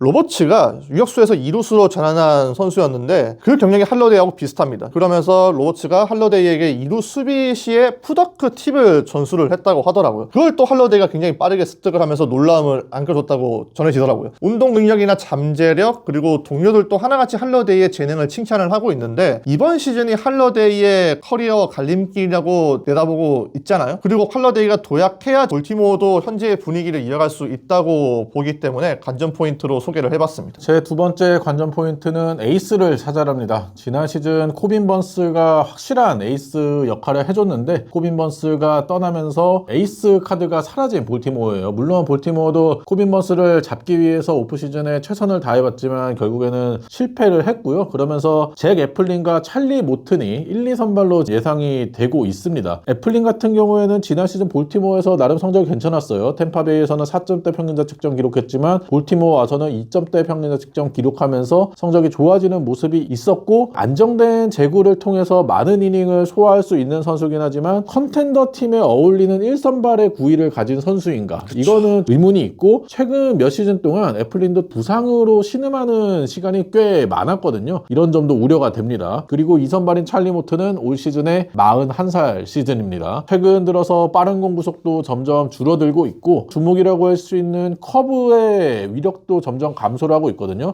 헛스윙률도 계속해서 40%대를 찍다가 지난 시즌에는 34.2%까지 급감했어요. 포신 구속도 떨어지고 주무기의 위력도 떨어지고 있는 40대 투수기 때문에 올 시즌에 어떤 모습을 보여줄지도 좀 우려스럽고요. 거기다가 그레이스 로드리게스도 팔꿈치 부상으로 빠져 있고 스가노도 요미우리 자이언츠에서 에이스 역할을 했다라고는 하지만 구위가 그렇게 뛰어난 선수는 아니고 미국 무대 첫 시즌이기 때문에 프론트라인 선발로서의 부담감을 안겨주기는 볼티모어도 부담스럽거든요. 그렇기 때문에 스가노도 3, 4선발로 나올 것으로 보이는데 정글 같은 경쟁에서 승리를 하려면 확실한 에이스 카드가 필요하다고 생각하거든요. 과연 시즌 중에 에이스 카드를 찾을 수 있을지가 궁금해서 관전 포인트로 뽑아봤습니다. 제 세 번째 관전 포인트는 부상 방지입니다. 볼티모어가 지난 2년간 정말 잘해줬는데 저는 올해도 잘할 것이라고 확답을 하기가 힘들더라고요. 다른 팀들이 바쁘게 움직일 때 너무 여유가 넘치지 않았나 싶었습니다. 오죽하면 엘리엇 사장이 자신의 개인적인 야심 때문에 구단주의 전폭적인 지원을 거부하고 있다 이런 소문까지 나왔잖아요. 물론 여전히 잘할 수도 있겠지만 AL 동부는 조금만 방심하면 미끄러지는 곳이기 때문에 볼티모어의 보강은 여러모로 아쉬움이 남습니다. 저는 그런 측면에서 올해 볼티모어는 부상을 정말 조심을 해야 된다고 봐요. 볼티모어는 주축 선수들이 이제 활약을 통해서 동력을 이어가줘야 되는데 만약 부상으로 하나둘씩 쓰러질 때는 도미노처럼 팀이 무너질 수도 있다고 보기 때문에 부상 방지가 필수적이라고 생각을 합니다. 그런데 이번 스프링 캠프에서 벌써부터 줄기란 조짐들이 나오고 있어요. 그레이슨 로드리게스와 트레 로저스 아직까지 기약 없죠. 핵심 불펜으로 쓰려고 영입했던 키트리지도 왼 무릎 부상으로 인해서 몇 달 동안 나올 수가 없습니다. 가장 걱정이 되는 건 역시나 로드리게스인데 오른쪽 팔꿈치 삼두근 부상을 당했잖아요. 근데 이 삼두근 부상으로 코티손 주사를 맞은 선수가 과연 일찍 돌아오면서 기대했던 기량을 펼칠 수 있었나 돌이켜봤을 때는 거의 없었거든요. 에이스가 빠져있는 볼티모어 선발진인데 에이스 스토퍼를 가진 지로드가 빠진다? 이거는 생각보다 타격이 크다고 봅니다. 여기에 또 상황을 주시하고 있는 선수가 있습니다. 건어 앤더슨이죠.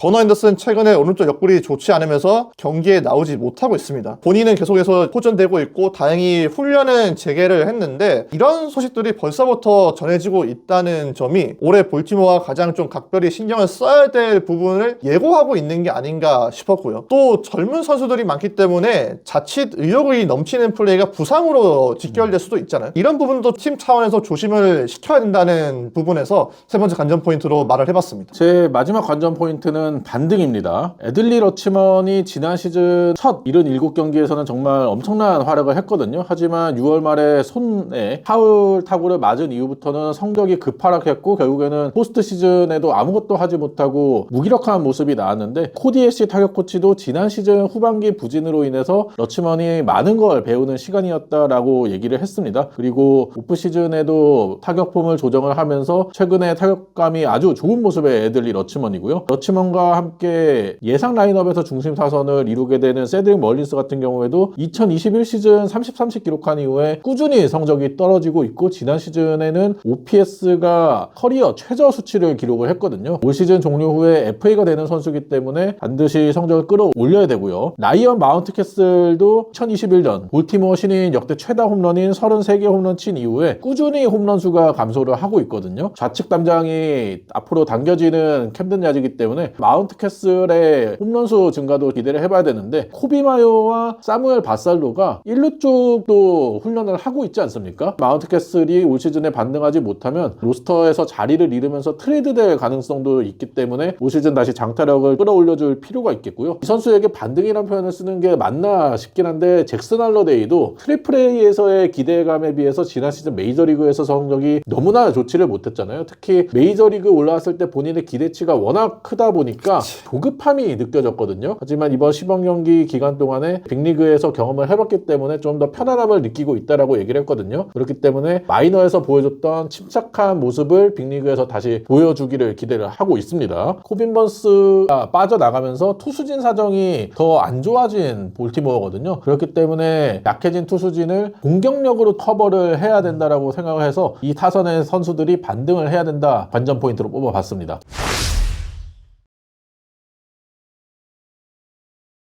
키플레이어 뽑아보겠습니다. 제 키플레이어는 애들리 러치맨입니다. 중요합니다. 네, 건어 앤더슨이 팀의 최고 선수로 올라섰지만 볼티모어 전력의 핵심은 러치맨이라고 보거든요. 작년 7월 8일부터 볼티모어가 승률 5할이 안 됐다고 제가 앞서 말씀을 드렸잖아요. 그런데 그 7월 8일을 중심으로 가장 달라진 선수가 러치맨입니다. 7월 8일 이후 65게임에서 타율이 1할 9푼 7리, OPS가 0.556에 그쳤고요. 웨스트버그를 비롯해서 타격 코치 코디 애쉬도 진짜 러치맨이 아니었다고 부정하더라고요. 다행인 점은 러치맨이 건강한 선수예요. 건강하다는 게 신체적으로 건강한 것도 있지만 정신적으로 건강한 선수잖아요. 이런 부분을 굉장히 유연하게 받아들이면서 본인이 더 좋아져야 된다. 결국에는 이제 그렇게 말을 했습니다. 그래서 오프시즌 동안에 타격 코치와 포스 인스트럭터와 더 열심히 훈련을 했고 동료들하고도 자주 연락을 하면서 지난 포스트 시즌에서의 실패를 이겨내자 이렇게 독려를 했다고 하더라고요. 작년에 타격감이 떨어지긴 했지만 워낙에 이 선수가 스트라이크 존에 대한 이해도가 높은 선수이기 때문에 충분히 반등할 수 있다고 생각을 하고요. 올해 스윙 궤적 조정을 통해서 헛스윙을 줄이려고 노력을 하고 있고 여전히 포수로서도 투수 리드를 얼마나 더 완벽하게 해야 될지를 많이 고민한다 이렇게 말을 했습니다. 볼티모어의 야수진과 투수진을 이끄는 리더가 러치맨이기 때문에 저는 러치맨이 다시 살아나줘야 볼티모어가 계속 볼티모어일 수 있어서 러치맨을 가장 중요한 선수로 언급을 해봤습니다. 제 키플레이어는 펠릭스 바티스타입니다. 진짜 중요하지. 사실 진짜 고민 많이 했어요. 이번에 토미존 수술에서 복귀하는 바티스타인데요. 2022년에 데뷔를 해서 2022, 2023 두 시즌 동안에 12승 6패, 48세이브, 평균 자책점 1.85 기록을 했는데 이 기간 동안에 100이닝 이상 던진 불펜 투수들 가운데 평균 자책점 5위, FIP 6위, 그리고 9이닝단 탈삼진 1위를 기록하면서 압도적인 구위를 보여줬던 펠릭스 바티스타거든요. 하지만 2023 시즌 9월에 토미존 수술을 받으면서 지난 시즌에는 한 경기도 뛰지를 못했습니다. 바티스타가 이번 시범 경기에서 96마일 정도가 빠른 공구속이 나오고 있거든요. 원래는 뭐 100마일을 충분히 찍을 수 있는 선수인데 아직까지는 몸 상태가 올라오지 않은 것으로 보이는데 그래도 최근에 시범 경기 마지막 등판에서 98.5마일까지 구속을 끌어올렸습니다. 바티스타도 개막 전까지는 충분히 100마일을 찍을 수 있는 몸 상태를 만들겠다라면서 자신감을 내비쳤고요. 볼티모어 지난 시즌 불펜이 평균 자책점이 메이저리그 23위에 그쳤는데 특히나 팀이 5할 미만 승률을 기록했던 후반기에는 4.81의 평균 자책점으로 26위까지 떨어졌습니다. 거기에다가 마무리를 맡았던 킴브럴이 부진하면서 왜 이렇게 우울해요? 9회 평균 자책점도 메이저리그 20위에 그쳤고 결국에는 시즌 막판에 킴브럴은 방출이 되지 않았습니까? 마음이 아픕니다 진짜. 네, 뭐 저도 킴브럴 얘기할 때마다 마음이 아픈데 바티스타 복귀를 하면서 새로운 영입효과라고 보시면 될 것 같은데 펠릭스 바티스타가 복귀를 했기 때문에 더욱더 강력해진 불펜을 통해서 안정된 경기 운영을 할 수 있지 않을까 싶어서 키 플레이어로 뽑아봤습니다. 저는 앞서 이제 하이드 감독 얘기했는데 하이드 감독 그렇게 불펜 운영에 탁월한 능력이 있는 감독은 아니기 때문에 확실한 마무리 셋업 이렇게 보직이 정해져 있는 상태가 중요하거든요. 바티스타 진짜 중요합니다.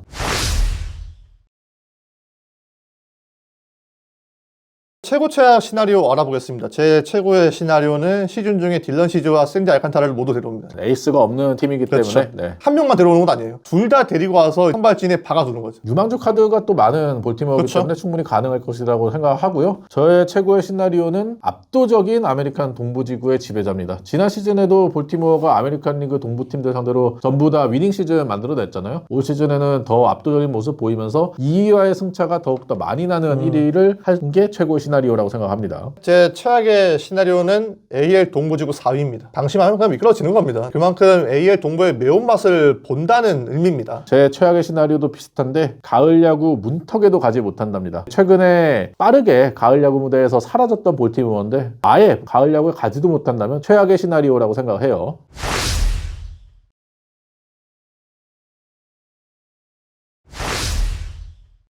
안녕하십니까, 이혜영입니다. 안녕하세요. 오늘은 프리뷰 27번째 팀 보스턴 레드삭스 알아보도록 하겠습니다. 지난 시즌 성적부터 알아보도록 하겠습니다. 2023 시즌에 아메리칸 리그 동부지구 최하위를 기록했던 보스턴인데 지난 시즌 탈꼴찌에 성공을 했습니다. 5할 승률도 다시 수복을 했고요. 하지만 전반기까지만 해도 포스트 시즌 진출 가시권이었던 팀이었는데 후반기 추락하면서 포스트 시즌 진출은 실패를 하고 말았어요. 초반에 투수진이 선전했지만 전력 자체가 AL 동부 다른 팀들하고 차이가 좀 있었습니다. 양키스와 볼티모어와 싸운다기보다는 5할 승률하고 싸웠던 기간이 더 길었었고요. 불펜진도 결국 힘이 빠지면서 6월 25일 이후 가장 나쁜 ERA를 남겼고요. 그래도 젊은 선수들이 성장을 했고 제런 듀란이 올스타전 MVP에 선정되는 게 가장 반가운 일이었습니다. 오프시즌 주요 행보 알아보도록 하겠습니다. 존 헨리 구단주가 투자를 많이 하겠다라고 얘기를 했는데 그 약속을 마지막에 결국 지켜냈어요. FA 계약을 보면은 알렉스 브래그먼과 3년에 1억 2천만 달러 계약을 한 게 가장 눈에 띄었고요. 워커 뷰러, 아돌리스 체프먼, 패트릭 산도발, 저스틴 윌슨과 계약을 했습니다. 저희가 라이브 도중에 브래그먼의 계약이 발표됐던 게 기억납니다. 트레이드를 통해서 게로 크로시 를 영입을 했습니다. 조바니 모란과 블레이크 세이볼도 데리고 왔고요. 마이너 주요 계약도 보시면 션 뉴컴, 오스틴 애덤스, 에이브람 토로, 트레이스 톰슨, 애덤 오타비노 같은 굵직한 선수들이 있었더라고요. 팀을 빠져나간 선수도 꽤 많았어요. 타일러 오닐, 켄리 젠슨, 크리스 마틴, 데니 젠슨, 루카스 심스, 루이스 가르시아, 닉 피베타, 제이슨 텍스턴, 카일 틸, 브라이든 몽고메리, 체이스 마이드로스 탑급 유망주들도 게럿 크로셰 트레이드로 인해서 빠져나갔습니다. 오프시즌 등급 매겨보겠습니다. 애매하게 움직이지 않았다는 부분이 참 좋았어요. 몇 년 동안 말만 하고 실천을 하지 않았었는데 올해는 스토브리에서 약속을 지켰습니다. 크로시 트레이드를 빠르게 추진했던 것도 좋았고 작년에 부족했던 투수진의 힘을 더해진 것도 상당히 좋았습니다. 막판에 브래그먼을 영입하면서 투타로 전력을 높였던 부분이 있었고 그걸 바탕으로 올해 기대감을 키웠기 때문에 A를 매겼습니다. 저도 이번에 A 좋습니다. 이거는 A를 줄 수밖에 없는 저는 겨울이었어요. 블레이크 스넬과 맥스 프리드를 놓칠 때까지만 하더라도 보스턴 올해도 돈 안 쓰나 싶었는데 게럿 크로셰를 데리고 오면서 팀에 필요했던 에이스 투수를 데리고 왔고요. 사실 여기서 끝났으면은 좀 아쉬웠을 만한 오프시즌이 될 수 있었는데 브래그먼까지 잡으면서 투타의 확실한 에이스를 잡았다는 점에서 높은 평가를 줬습니다. 무주공산을 있는 선수를 데리고 온 게 아니고 다른 팀들과의 경쟁에서 있는 선수를 데리고 왔기 때문에 높은 점수를 줄 수밖에 없었고요.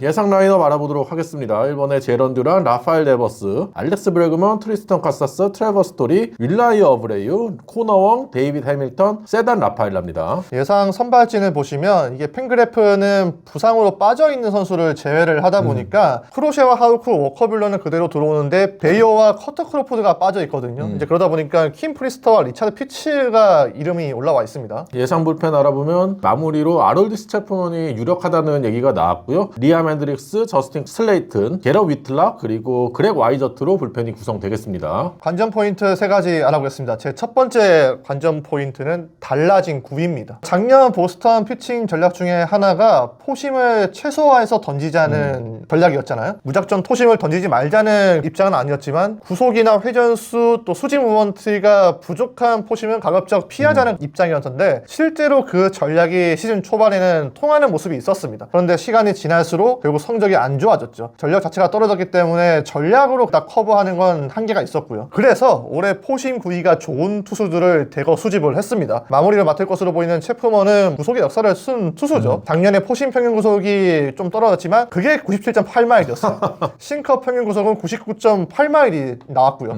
여전히 리그에서 100마일 공을 6번째로 많이 던진 투수가 체프먼이었고요. 여기에 저스틴 윌슨도 포심 평균 구속이 95.5마일, 워커빌러도 포심 구속이 떨어지진 않았잖아요. 그리고 선발로서 포심 구위가 끝판왕이었던 크로셰를 데리고 왔습니다. 지난해 크로셰가 포심 평균 구속이 97.2마일이었는데 자완 선발 1위였습니다. 포심 헛스윙이 31.4%도 선발 1위였고요. 포심 구위로는 그 누구에도 밀리지 않는 투수를 데리고 왔어요. 여기에 저스틴 슬레이튼과 루이스 게르로도 구위에서는 강력한 투수들이라서 더 이상 보스턴이 포심을 무작정 피할 필요가 없게 됐는데 과연 앤드류 벨리 코치가 포심이 강력한 투수들을 상대로 어떤 전략을 취할지가 궁금해서 첫 번째 관전 포인트로 삼아봤습니다. 제 첫 번째 관전 포인트는 신상 빨간 양말입니다. 보스턴의 유망주 선수들 얘긴데요. 오프시즌에 브래그먼과 크로셰, 뷰러 등 대여급 선수들을 영입하는 데 성공했지만 보스턴의 올해 성적을 키를 쥐고 있는 것 중 하나는 유망주들의 빅리그 안착이라고 생각을 하거든요. 동감합니다. 현재 BA에서 선정한 팝랭킹 리그 전체 1위를 기록을 하고 있습니다. 탑급 유망주들이 전부 다 빅리그 레디된 선수들이거든요. 넘버원 유망주로 평가되고 있는 로만 앤서니는 팀 내 1위, 메이저리그 전체 2위 유망주로 평가를 받고 있고요. 2022 시즌 2라운드에 지명이 됐고 지난 시즌에 더블A와 트리플A 거치면서 2할 9푼 1리의 타율에 홈런 18개, 21개의 도루. 지난 시즌에 20세 3개월에 트리플A에 안착을 했는데 보스턴 유망주들 가운데 1977년 이후에 가장 빠르게 트리플A에 안착을 한 거라고 하더라고요. 엘리트급 배스피드와 선구안도 뛰어나고 지난 시즌에는 약점이었던 좌투수 상대 성적도 끌어올리면서 더욱더 평가가 올라갔고요. 2위 유망주로 평가되고 있는 크리스찬 캠벨, 메이저리그 전체 4위 유망주입니다. 지난 시즌을 앞두고는 BA 선정 보스턴 유망주 랭킹 30위에도 들어가지 못했던 선수였거든요. 근데 지난 시즌 상위 싱글A, 더블A, 트리플A 3개 레벨을 빠르게 돌파를 하면서 3할 3푼의 타율, 홈런 20개, 24도로 기록을 하면서 BA 올해 마이너리거에 선정이 됐습니다. 근육량을 7kg 정도 늘리면서 파워가 증가했고 몸쪽공을 당겨치는 능력이 생기면서 장타 생산 능력이 크게 늘어났거든요. 선구안도 뛰어나고 컨택 능력도 우수한 선수고 수비에서도 2루뿐 아니라 다양한 포지션을 소화할 수 있는 운동 능력을 가진 선수입니다. 3순위 유망주인 마르셀로 마이어, 내야수고 메이저리그 전체 15위 유망주예요. 2021년 전체 4순위로 지명이 됐는데 드래프트 당시에는 넘버원 지명이 예상이 됐었지만 좀 밀려서 보스턴에 지명을 됐고요. 프로에 데뷔한 이후에 메이저리그 전체 탑 100 유망주 내에서 중에서도 15위 안에서 빠진 적이 없을 정도로 리그에서도 굉장히 기대를 하고 있는 유망주입니다. 지난 시즌에 허리 부상으로 77경기 출장에 그쳤는데 이 선수가 마이너에서 성장하면서 고질적으로 부상을 많이 당하고 있거든요. 이 점을 조심을 해야 되겠고요. 지난 시즌 앞두고 근력 강화 훈련을 통해서 백스피드가 원래도 빠르는데 더 좋아졌다고 합니다. 그리고 스윙 디시전과 컨택 능력이 지난 시즌 더 좋아지면서 삼진율도 커리어 최저인 20%까지 떨어뜨렸어요. 이 선수들이 보스턴이 현재 약점으로 지적되고 있는 외야, 미들 인필더 쪽에 포지션을 뛸 수 있는 선수들이거든요. 그렇기 때문에 이 선수들이 빠르게 올라와서 자리를 잡아준다면 보스턴의 수비나 공격에서 좀 더 짜임새 있는 전력을 구축할 수 있을 거라고 생각해서 관전 포인트로 뽑아봤습니다. 제 두 번째 관전 포인트는 대승적 결단입니다. 데버스 이야기입니다. 알렉스 브레거먼이 오면서 데버스가 원해피를 띄웁니다. 주변에서 다들 브레거먼이 주전 3루수가 돼야 한다고 말을 하다 보니까 기분이 좋을 수는 없어요. 모양새만 보면 굴러 들어온 돌이 박힌 돌 빼내는 형국이란 말이에요. 그래서 저는 데버스의 입장도 이해는 되는 부분이 있더라고요. 그런데 데버스가 대승적으로 생각을 해줘야 돼요. 보스턴의 가장 큰 약점이 내야 수비잖아요. 근데 데버스가 계속 3루를 고집하다 보면 브레거먼을 영입한 효과가 반감될 수밖에 없습니다. 데버스가 데뷔한 2017년 이후 3루수에서 실책이 141개예요. 같은 기간 3루수에서 데버스를 제외하면 실책 100개를 넘긴 선수가 없었습니다. 얼마나 불안한 3루 수비를 보여주는지 짐작을 할 수가 있죠. 심지어 데버스가 작년부터 좋지 않았던 게 어깨 문제였잖아요. 맞아요. 근데 지금 스프링 캠프도 어깨 때문에 경기를 제대로 소화를 못했습니다. 그러다 보니까 브레거먼이 계속 3루로 나오게 되는데 아무리 브레거먼이 내야 수비에 탁월한 감각이 있다고 하더라도 봄 기간 내내 3루 나온 선수가 2루에 나오게 된다? 이거는 자칫하면 내야 수비가 더 큰 혼란이 생길 수밖에 없거든요. 그래서 데버스가 3루를 포기를 하면서 다른 포지션도 염두에 둬야 된다고 말씀을 드리고 싶은데 그나마 다행인 점이 최근에 데버스가 크랙 브리슬로와 알렉스 코라 감독하고 대화를 하면서 좀 더 팀의 방침을 이해하게 됐다라고 하더라고요. 물론 데버스가 지명타자로 가더라도 요시다하고 겹치기 때문에 또 다른 고민이 생기지만 그것보다는 데버스가 얽힌 문제를 잘 해결하는 게 우선이라고 생각을 하고요. 보스턴이 브레거먼을 데려왔어도 데버스의 활약이 없으면 보스턴은 절대 우승할 수 없습니다. 보스턴이 데버스에게 필요한 건 공격이기 때문에 데버스가 그 부분을 잘 받아들였으면 하는 마음이고요. 보스턴의 데이빗 오티스가 돼야 한다는 말씀을 드리고 싶어서 두 번째 관전 포인트로 삼아봤습니다. 저희가 항상 하는 말이 있는데 자기 객관화가 중요합니다. 제 두 번째 관전 포인트는 부상 관리입니다. 지난 시즌에 투타 모두에서 부상자가 많이 나오면서 시즌 전력을 꾸준히 유지하지 못했던 보스턴이었어요. 라파엘 데버스가 지난 시즌에 138경기 뛰긴 했지만 어깨 부상으로 인해서 시즌 후반기에 생산력이 많이 감소하는 모습이었고 결국에는 9월 말에 어깨 수술 받고 트레버 스토리도 지난 시즌 4월에 어깨 부상 당하면서 장기간 결장을 했고 트리스턴 카사스도 갈비뼈 부상으로 이탈을 했었어요. 투수진의 루카스 지올리토와 리암 핸드릭스는 한 경기도 던지질 못했고 게러 위틀락도 4경기밖에 던지질 못했습니다. 지난 시즌에도 이렇게 부상자가 많았는데 지금 시즌 시작 전부터 부상자가 나오고 있거든요. 선발진에는 브라이언 베이오가 어깨 부상을 당했고 루카스 지올리토는 복귀하다가 햄스트링 부상을 당했어요. 패트릭 산도발도 팔꿈치 수술해서 재활 중인 상황이고 타선에도 요시다 마스테카가 어깨 수술로 개막전 출장이 불투명한 상황이고 데버스도 어깨 수술해서 복귀가 좀 늦어지면서 시범 경기 늦게 합류를 했거든요. 트레버 스토리는 항상 부상이 쫓아다니는 선수고 제런 드란도 지난 시즌 160경기 뛰긴 했지만 이 선수도 플레이 스타일상 부상을 좀 조심해야 되는 선수거든요. 게러 크로시에도 지난 시즌 146이닝을 던졌는데 지난 시즌 전까지는 통산 73이닝밖에 던지지 않았던 투수가 지난 시즌 2배에 가까운 이닝을 소화를 했고 올 시즌에는 이닝 제한이 풀리거든요. 그렇기 때문에 게러 크로시의 어깨도 보호를 해줘야 된다라는 생각이 듭니다. 올해는 5할을 넘어서 포스트 시즌 진출까지 노려야 되는 보스턴 입장에서는 이렇게 주축 선수들이 계속해서 부상으로 이탈을 하게 되면은 전력을 유지하기가 쉽지 않거든요. 그렇기 때문에 부상 관리를 잘해야 된다라고 생각을 해서 관전 포인트로 뽑아봤습니다. 제 세 번째 관전 포인트는 전세 역전입니다. 2023년에 AL 동부지구에서는 보기 드문 순위가 탄생을 했습니다. 4위가 양키스, 5위가 보스턴. 두 팀이 그렇게 나란히 차이로 떨어지는 건 디비전 시대 이후에 처음이었습니다. 그러다 작년에 양키스가 치고 올라갔죠. 보스턴하고 13승 차이가 나는 지구 1위였었고 보스턴과의 맞대결 대결에서도 우위를 점했습니다. 심지어 양키스는 지난해 월드 시리즈 준우승을 차지했어요. 그리고 맞대결 상대가 다저스다 보니까 굉장히 큰 스포트라이트를 받게 됐습니다. 양키스가 월드 시리즈 우승을 노리기 위해서 이번 겨울에 보강을 굉장히 열심히 했습니다. 보스턴도 당연히 가만히 있을 수가 없었고 분주하게 움직여야 되는 상황이 됐어요. 그런데 여전히 기본적인 전력이 양키스가 더 앞선다고 생각을 했어요. 하지만 양키스가 지금 줄부상이 이어지고 있잖아요. 게리 콜은 시즌 아웃이 됐고 스탠턴이나 루이스 힐도 언제 돌아올지 모르고, 그리고 며칠 전에는 클락 슈미트의 부상까지 발표가 됐습니다. 그러면서 팬그래프의 순위가 요동을 쳤죠. 양키스가 86승, 보스턴이 85승으로 두 팀의 격차가 단 1승밖에 차이가 안 나게 됐습니다. 물론 뚜껑을 열어봐야겠지만 주축 선수들이 이형 위원의 두 번째 관전 포인트대로 부상을 잘 방지를 하고 최고 강점 중에 하나인 팜에 있는 유망주들이 잘 성장해서 안착을 한다면 저는 충분히 뒤집을 수 있는 상황이라고 보거든요. 이 역전 현상이 과연 올해 일어날지 궁금해서 세 번째 관전 포인트로 선정을 해봤습니다. 제 세 번째 관전 포인트는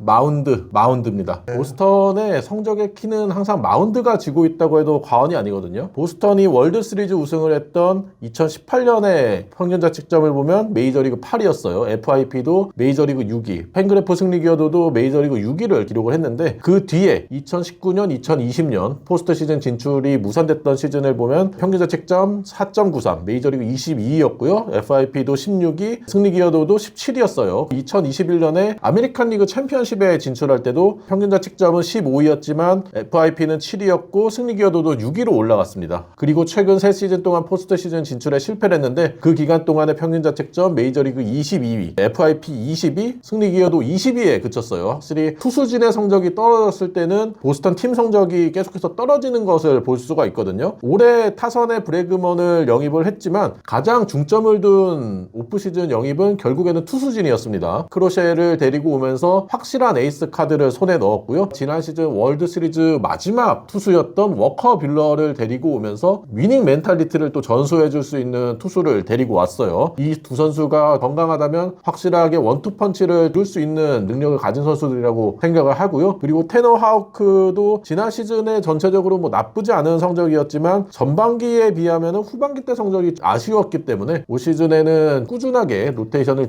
해서 좋은 모습을 보여주기를 기대를 해야겠고요. 불펜도 지난 시즌에 선발진보다 더 안 좋았죠. 불펜의 평균 자책점이 메이저리그 24위, FIP도 24위, 그리고 블론 세이브가 31개로 메이저리그에서 두 번째로 많았습니다. 정말 불안했던 불펜이었는데 리암 핸드릭스가 토미존에서 복귀를 하고 아롤디스 체프먼, 저스틴 윌슨이 팀에 합류를 했어요. 근데 이 선수들도 좀 불안 요소가 있는 선수들이거든요. 그럼요. 핸드릭스는 2023년 암을 극복하고 복귀했지만 바로 또 토미존 수술 받으면서 지난 시즌 아예 뛰지를 못했었고, 체프먼은 9위가 여전히 좋긴 하지만 워낙 제구가 불안하기 때문에 시즌별로 성적이 롤러코스터를 타는 경향이 있거든요. 이 두 선수가 경기 후반을 책임져 줘야 되는데 좀 더 안정감 있는 모습이 나와줘야 된다라고 생각을 하고요. 결국에는 꾸준한 타선에 비해서 마운드가 항상 불안하기 때문에 올해 마운드가 안정이 돼야만 보스턴이 지구 우승을 경쟁할 수 있을 거다라고 생각을 해서 관전 포인트로 뽑아봤습니다.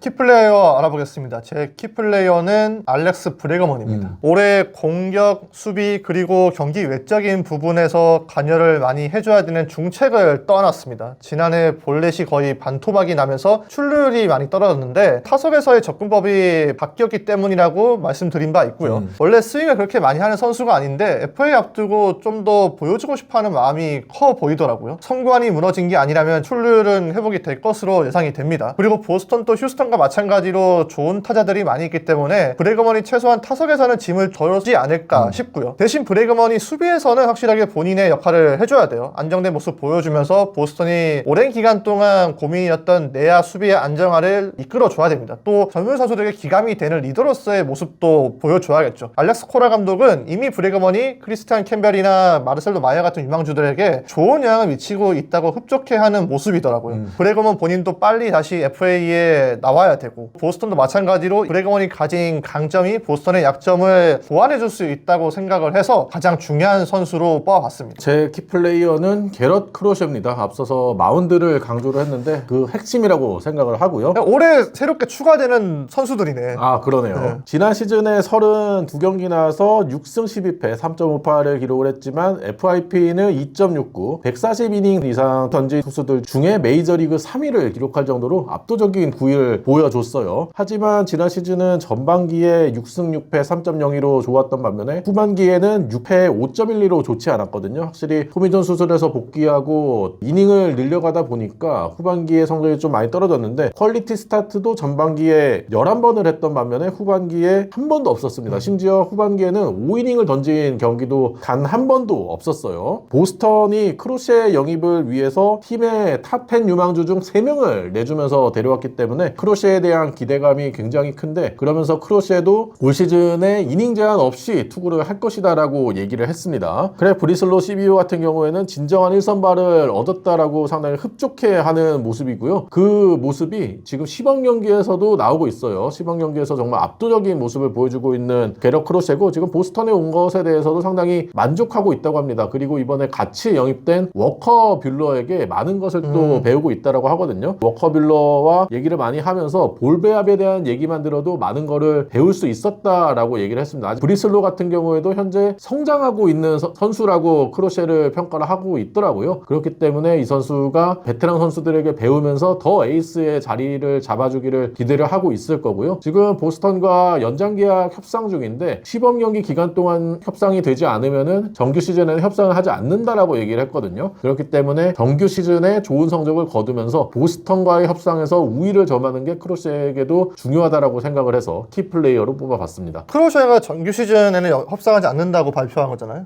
그렇죠. 안 해야 될 것 같은데? 일단 봐야지. 그쵸. 일단 봐야죠. 그거는 크로셰의 자신감일 수도 있지만 보스턴 또 신중하게 해야 되기 때문에 또 돈이 없는 팀이 아니잖아요. 일단 크로셰가 AL 동부에서 어떤 식으로 던지는지를 보고 연장계약 협상 테이블에 앉는 것도 나쁘진 않아 보입니다.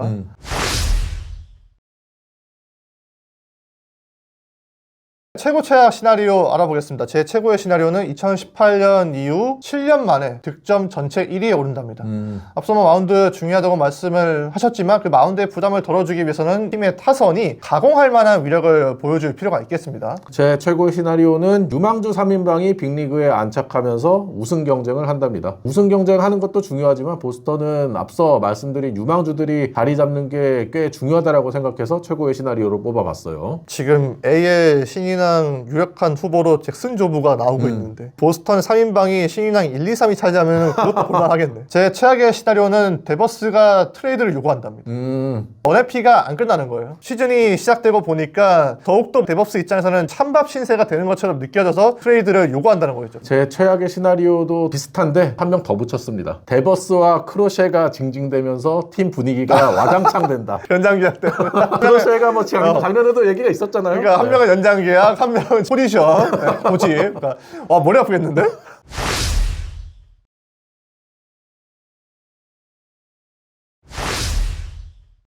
안녕하십니까, 이희영입니다. 안녕하세요. 오늘 드디어 프리뷰 마지막 팀입니다. 30번째 팀 뉴욕 양키스 알아보도록 하겠습니다. 길었습니다. 체감상 현재 올스타 브레이크 같은데 시즌 개막이 내일이에요. 맞아요.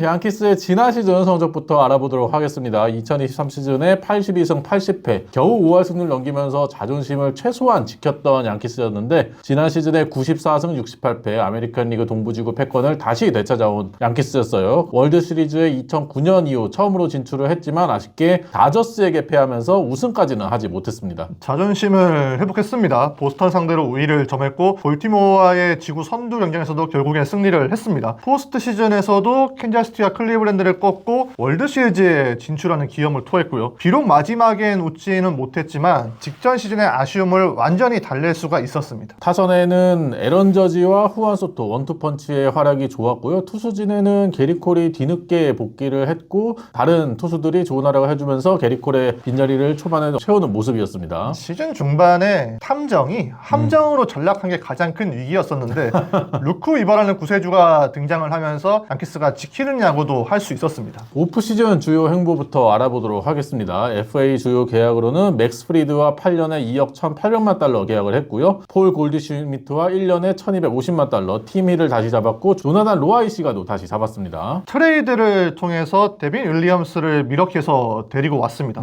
코디 벨린저도 컵스에서 영입을 했고 페르난도 크루스와 알렉스 잭슨도 신시내티에서 데리고 왔고요. 주요 마이너 계약을 보게 되면 파블로 레이에스가 있었고 콜튼 브루어, 앤드루 벨라스케스, 도미닉 스미스, 카를로스 카라스코, 타일러 매칙 등이 있었습니다. 팀을 리턴한 선수로는 가장 큰 선수는 역시 후안 소토였고요. 클레이 홈즈, 타미 케이니, 글레이버 토레스, 앤서니 리조, 알렉스 버드고, 네스토 코르테스, 호세 트리비뇨가 팀을 떠났습니다. 오프시즌 등급 매겨보겠습니다. 가장 큰 목표는 후안 소토의 잔류였어요. 양키스도 16년 7억 6천만 달러의 수준의 오퍼를 했는데 소토가 그 계약을 받지 않은 건 양키스로서는 어쩔 수 없는 부분이었습니다. 그러면서 그 다음 행보가 중요했잖아요. 프리드와 계약을 하면서 선발진을 보강했고 윌리엄스 트레이드로 마무리 충원을 했습니다. 벨린저와 골드슈미트를 데려오면서 타선도 힘을 줬고요. 선발 불펜 타선을 다양하게 채우면서 밸런스를 맞춘 점이 상당히 좋았습니다. 시범 경기에서 나온 부상으로 전력이 약해진 건 사실이지만 그건 불가항력이기 때문에 오프시즌 등급을 매길 때는 감점 요소가 없었고요. 그러다 보니까 오프시즌 등급 A를 매겼습니다. 저도 A를 줬습니다. 타자 뎁스와 선발 투수 영입 그리고 마무리 투수 영입이 필요했던 양키스였는데 후안 소토를 잡지 못한 이후에 빠르게 계획을 전환한 점을 높게 평가를 했습니다. 후안 소토를 대신해서 타선의 MVP 듀오 골드슈미트와 코디 벨린저를 영입을 했고요. 선발 투수로는 FA 최대여 중 한 명이었던 맥스 프리드 그리고 트레이드로 데빈 윌리엄스까지 데려오면서 데려올 수 있는 최고의 카드들을 데려왔다고 생각을 하기 때문에 A를 줬습니다.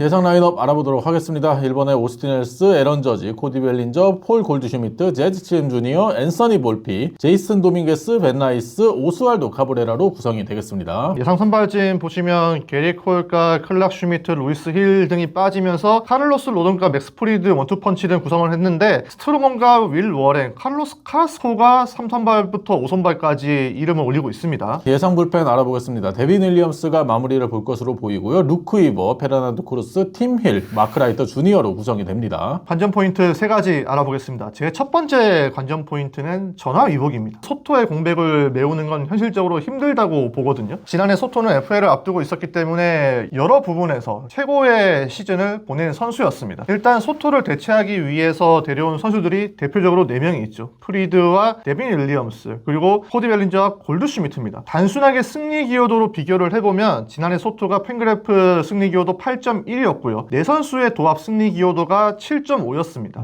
그런데 이런 식으로 대체 유무를 따지는 건 무리가 있다고 보거든요. 포지션의 차이도 있고 앞서 말씀드린 것처럼 후안 소토는 작년에 데뷔 후 최고의 승리 기여도 시즌을 보낸 선수였어요. 골드슈미트야 기량이 꺾였다고 하더라도 데빈 윌리엄스는 부상 때문에 제대로 된 시즌을 보내지 못했기 때문에 이 부분을 비교하는 건 무리가 있다고 봤고요. 그래서 최근 3시즌의 승리 기여도의 평균을 계산을 해봤습니다. 그러면 소토가 5.9가 나오더라고요. 네 선수의 도합 3시즌 평균은 11.4였습니다.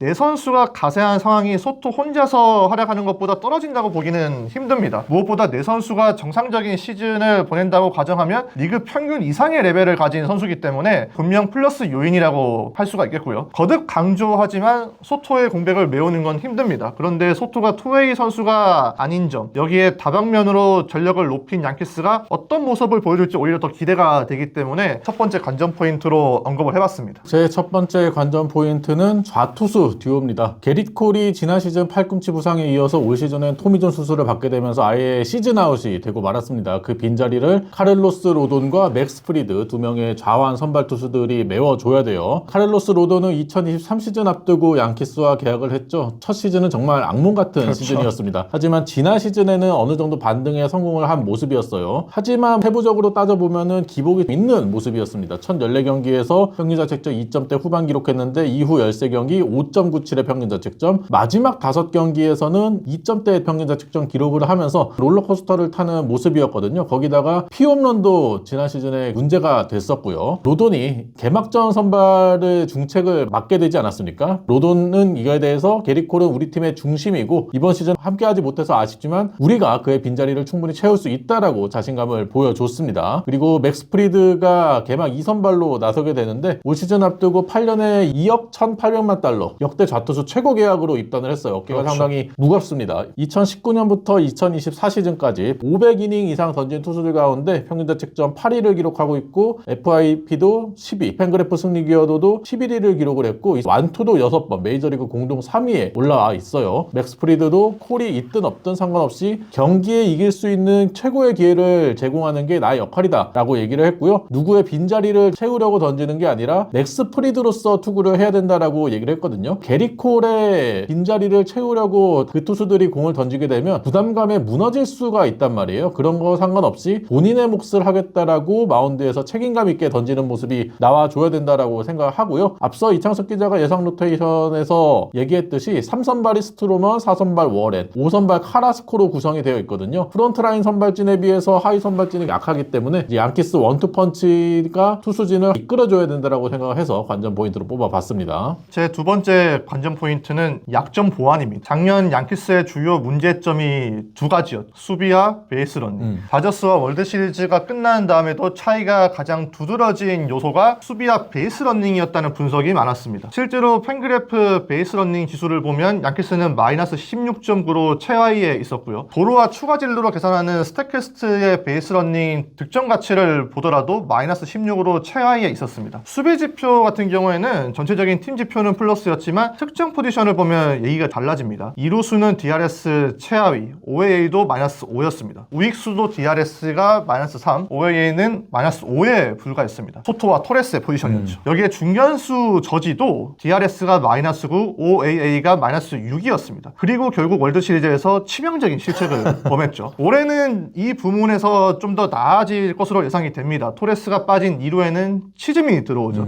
치즘은 원래 포지션이 2루에서 더 안정된 수비를 보여주는 선수는 맞습니다. 또 벨린저가 중견수를 맡게 되면 저지가 우익수로 갈 수가 있잖아요. 벨린저는 저지보다 나은 중견수인 게 자명하고 저지는 수비적으로는 소토와 비교할 수 없는 우익수죠. 저지의 우익수 통산 DRS가 플러스 59, OAA도 플러스 17을 기록을 하고 있을 정도로 저지는 우익수 수비에서는 골드글러브에 가까운 수비수라고 보시면 됩니다. 기동력도 벨린저는 스프린트 스피드가 28.4피트로 리그 평균 이상이죠. 그런데 소토는 26.8피트였고 스태캐스트 베이스 러닝 지수도 통산 마이너스 10이었습니다. 토레스도 소토와 비슷한 수준이었었고요. 한때 30개의 도루를 했던 골드슈미트가 전성기 시절까지는 아니더라도 여전히 두 자릿수 도루를 기록할 수 있는 주자거든요. 제이슨 도밍게스도 스피드에서 더 과시를 할 수가 있고요. 치즘이나 볼피는 당연히 발야구에서는 두각을 가장 드러내야 되는 선수들입니다. 여기에 스탠튼이 부상으로 결정하게 된 점도 양키스가 뛰는 야구를 더 해야 된다는 것을 의미하는데 그렇기 때문에 수비와 베이스 러닝 약점 보완이 더 잘 이루어지지 않을까 싶어서 두 번째 관전 포인트로 삼아봤습니다. 제 두 번째 관전 포인트는 좌타자 상대입니다. 불펜 얘기인데요. 양키스의 불펜에 좌투수가 너무 부족합니다. 좌투수가 지금 팀힐과 라이언 야브로 2명밖에 없어요. 팀힐이 지난 시즌에 62경기 나서서 평균 자책점 3.36 기록했지만 9이닝단 탈삼진이 4.2개밖에 안 됐고요. 좌타자 상대로 2할 7푼 3리 좌타자를 압도하는 모습이 아니었어요. 구속도 그렇게 잘 나오는 선수가 아니고요. 라이언 야브로는 좌타자 상대로 강점이 있는 투수긴 합니다. 좌타자 상대 통산 피안타율이 2할 8리 지난 시즌에도 1할 2푼에 불과했는데 이 선수는 근데 좌타자 한두 명 상대하기 위해서 마운드에 올리기에는 좀 아까운 선수거든요. 그쵸. 불펜 롱맨의 선수기 때문에 강력한 좌타자를 잡기 위해서 잠깐 올라오는 거는 낭비로 볼 수 있는 선수고요. 좌타자를 확실하게 제압할 수 있는 강력한 좌완 셋업맨이 없는 양키스라고 할 수 있습니다. 그렇기 때문에 우한 불펜 투수들이 힘을 내줘야 되는데 양키스의 우투수들이 좌타자에게 강점을 가질 수 있는 체인지업, 스플리터가 그렇죠. 주무기인 선수들이 많아요. 데빈 윌리엄스는 에어밴더라는 메이저리그 최상급의 체인지업을 가지고 있는 선수죠. 지난 시즌에도 많이 던지진 않았지만 좌타자 상대로 피안타율이 1할 1푼 4리에 불과했습니다. 루크 이버, 8회 셋업맨, 주무기 체인지업이고 좌타자 상대로 몸쪽 커터도 잘 구사를 하는 선수 선수예요. 지난 시즌에 좌타자 상대로 1할 때 피안타율을 기록을 했습니다. 페르난도 크루즈 역시도 스플리터가 주목인 선수거든요. 2022년, 2023년 두 시즌 동안의 좌타자에게 피안타율 2할 1푼 6리를 기록을 했는데 지난 시즌에는 좀 부진하면서 2할 6푼 4리의 피안타율 기록했고 홈런도 6개나 맞았습니다. 지난 시즌의 부진을 딛고 2022년, 2023 시즌의 모습을 보여줘야 되겠고요. 마크라이터 주니어도 지난 시즌에 좀 부진하긴 했지만 주목인 스플리터를 앞세워서 그 전 시즌까지는 좌타자 상대로 강점이 있었던 선수거든요. 이 4명의 핵심 우아한 불펜 투수들이 좌타자들을 확실하게 제압을 해줘야지만이 양키스의 경기 후반에 운영이 좀 더 수월하지 않을까 싶어서 관전 포인트로 생각해봤습니다. 제 세 번째 관전 포인트는 난세의 영웅입니다. 현재 양키스에서 가장 불안한 부분은 선발진이에요. 타선은 작년하고 다른 모습을 보여주면서 더 다양한 득점 루트를 가져갈 수가 있고요. 불펜진도 FA를 앞둔 데빈 윌리엄스가 뒷문 안정에 기여할 가능성이 높습니다. 그런데 선발진은 지금 콜뿐만 아니라 힐과 슈미트도 빠지면서 처치 곤란 상태에 놓여 있어요. 로전과 프리드는 상수지만 다른 투수들은 모두 변수죠. 3선발로 예정된 스트로머는 작년에도 선발진에서 제외됐던 투수였습니다. 이번 시즌 또 플랜대로 갔더라면은 스트로머는 아마 선발진에서 밀렸을 가능성이 높아요. 지금 당장 주목받는 투수는 윌 워렌입니다. 시범 경기에서 한 단계 성장한 피칭을 보여줬죠. 커브를 다시 던지기 시작을 했고 체인지업 그립을 조정하면서 만반의 준비를 한 것처럼 보입니다. 워렌이 작년에 루이스 힐처럼 초반에 센세이션을 일으켜줘야 선발진이 그나마 안정이 될 수가 있고요. 그렇다고 하더라도 선발진의 수급은 이루어져야 된다고 보거든요. 캐시먼 단장은 당장 어려움을 토로했는데 현재 위기를 타개할 수 있는 누군가는 분명히 나와야 하기 때문에 세 번째 관전 포인트로 난세의 영웅을 써봤습니다. 제 마지막 관전 포인트는 조력자들입니다. 지난 시즌 MVP 에런 저지 그리고 그의 확실한 조력자였던 후안 소토가 있었어요. 하지만 후안 소토가 FA 계약을 통해서 매츠와 계약을 했기 때문에 에런 저지의 가장 뛰어난 조력자가 빠져나간 양키스입니다. 후안 소토를 대신해서 에런 저지를 도와줘야 될 선수가 내셔널리그 MVP 듀오인 코디 벨린저와 폴 골드슈미트예요. 벨린저는 이번 시범 경기 기간에 맹타를 휘두르면서 양키스의 기대감을 확실하게 높여주고 있습니다. 거기다가 양키 스타디움이 좌타자에게 유리한 곳이라는 점도 벨린저가 정규 시즌 들어갔을 때도 시범 경기의 성적을 유지하기를 기대할 수 있는 요소라고 할 수가 있고요. 폴 골드슈미트는 최근에 성적이 하락을 하고 있어요. 특히 빠른 공 상대 타율이 감소를 하고 있고 헛스윙률이 상승을 하고 있는데 그래도 맞췄을 때 타구 속도는 그대로 유지를 하고 그쵸. 있거든요. 헛스윙과 빠른 공 상대 모습을 조금 더 개선을 한다면 전성기의 모습까지는 아니더라도 다시 반등할 수 있을 거다라고 생각하고요. 전 팀 동료인 놀란 아레나도도 골드슈미트가 밀어서 잘 치는 선수인데 양키 스타디움에서 충분히 반등을 할 수 있을 거다라고 격려를 하는 모습이 있었습니다. 앞서 이창석 기자가 승리 기여도 얘기를 했었는데 승리 기여도로만 보면 후안 소토를 대체하는 거는 이 두 선수가 합쳐도 쉽진 않을 거예요. 하지만 소토가 빠진 자리를 이 두 선수가 나눠 맡으면서 밸런스적으로는 더 좋아질 수 있다라고 생각을 하고요. 그리고 이 두 선수뿐만 아니라 1번 타자로 나서게 되는 오스틴 웰스, 양키스 역대 최초의 포수 리드오프를 보게 됩니다. 웰스가 출루를 잘 가져가 주면서 에런 저지 앞에 밥상을 잘 차려줄 필요가 있겠고요. 그리고 벨린저와 골드슈미트 뒤에 나오는 재즈 치즘 주니어는 원래 1번 타순에 배치될 것으로 생각이 됐었는데 이 선수의 파워를 좀 더 기대해보자는 차원에서 중심 타선에 위치를 시켰거든요. 재즈 치즘의 파워를 좀 더 기대를 해봐야 되겠고요. 앤서니 볼피도 원래 극적인 타격을 하는 선수인데 포스트 시즌에서 참을성 있는 모습을 보여주면서 볼넷도 많이 얻어내는 모습이었거든요. 올 시즌에는 정규 시즌에도 그런 모습이 나와줘야 된다라는 생각이 듭니다. 후안 소토의 빈자리를 어느 한 명이 툭 튀어나와서 채운다는 것은 불가능하기 때문에 앞서 말씀드린 선수들이 나눠서 맞는 게 중요하다라고 생각을 해서 관전 포인트로 뽑아봤습니다. 근데 그 누구도 토레스의 빈자리 얘기하지 않아요. 조력자들 들으니까 생각난 건데 볼피와 치즘의 더블 플레이 듀오도 기대를 하셔야 됩니다. 치즘 같은 경우에는 인터뷰를 통해서 우리가 이번 시즌에 가장 많은 더블 플레이를 처리할 것이다 자신하고 있고 치즘은 또 자기가 MVP까지 될 거고 되게 자신감은 엄청나요 항상.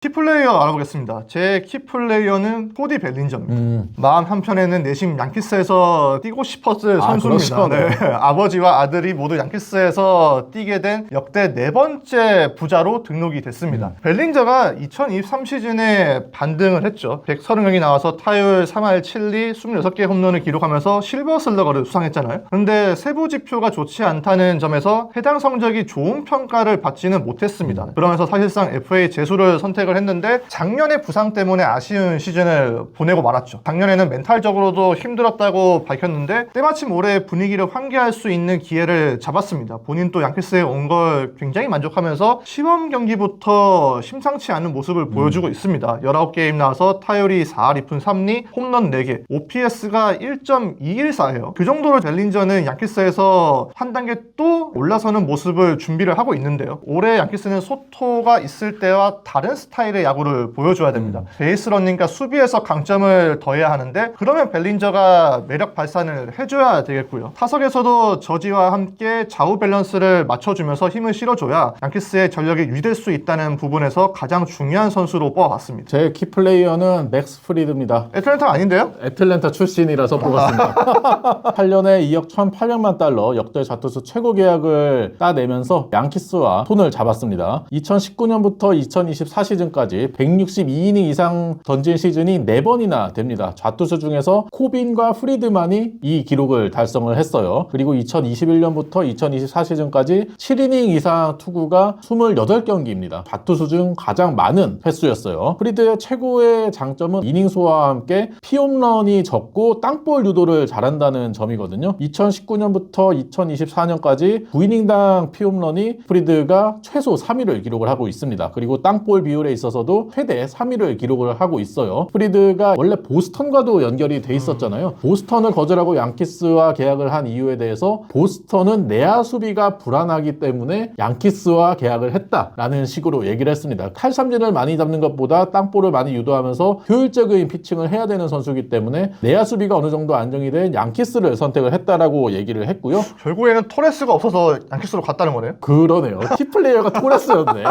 게리콜 같은 경우에는 프리드 영입에 대해서 프리드 영입이 플랜 B가 아니었다라고 얘기를 했거든요. 양키스가 원래 플랜 A로 생각했던 거는 게리콜과 프리드가 원투펀치를 이뤄주는 거였겠지만 콜이 부상으로 빠지면서 프리드와 로돈이 원투펀치를 이루는 거거든요. 양키스가 과연 이 플랜이 A 플랜이 될 수 있을지도 궁금해서 키플레이어로 뽑아봤습니다.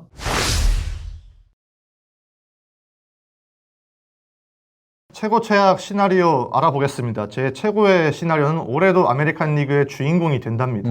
아메리칸 리그에서 여전히 확 치는 팀은 없기 때문에 올해도 양키스가 가장 좋은 전력을 자랑할 수 있지 않을까 싶어서 써봤습니다. 제 최고의 시나리오는 벨린저, 골드슈미트, 프리드가 소토와 콜을 잇게 만든답니다. 가장 좋은 시나리오죠. 네, 심플하죠. 그래야 이제 월드 시리즈까지 갈 수 있겠죠. 제 최악의 시나리오는 올해는 보스턴이 지구 우승과 함께 월드 시리즈 진출한다. 작년하고 입장이 완전히 뒤바뀌는 거죠. 제 최악의 시나리오는 채워지지 않는 소토와 콜의 빈자리입니다.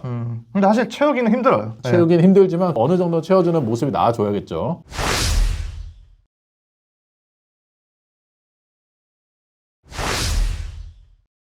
30개 팀 프리뷰 드디어 끝났습니다. 여러분이 생각하는 올 시즌 양키스에 대한 댓글도 많이 달아주시고요. 저희 프리뷰를 통해서 2025 시즌을 접하는 재미를 조금 더 많이 느끼셨으면 좋겠습니다. 쉽지 않은 여정이었지만 그래도 댓글로 많이들 응원을 해주셔서 굉장히 힘이 났고요. 저희가 프리뷰를 하는 이유는 2025 시즌을 조금이나마 좀 더 즐길 수 있는 볼거리를 마련하기 위해서라고 말씀을 드렸었는데 도움이 조금이나마 됐다면 감사한 마음으로 마무리를 할 수 있을 것 같습니다. 저희의 다음 컨텐츠도 많이 기대를 해주시고요. 구독과 좋아요 부탁드릴게요. 안녕. 감사합니다.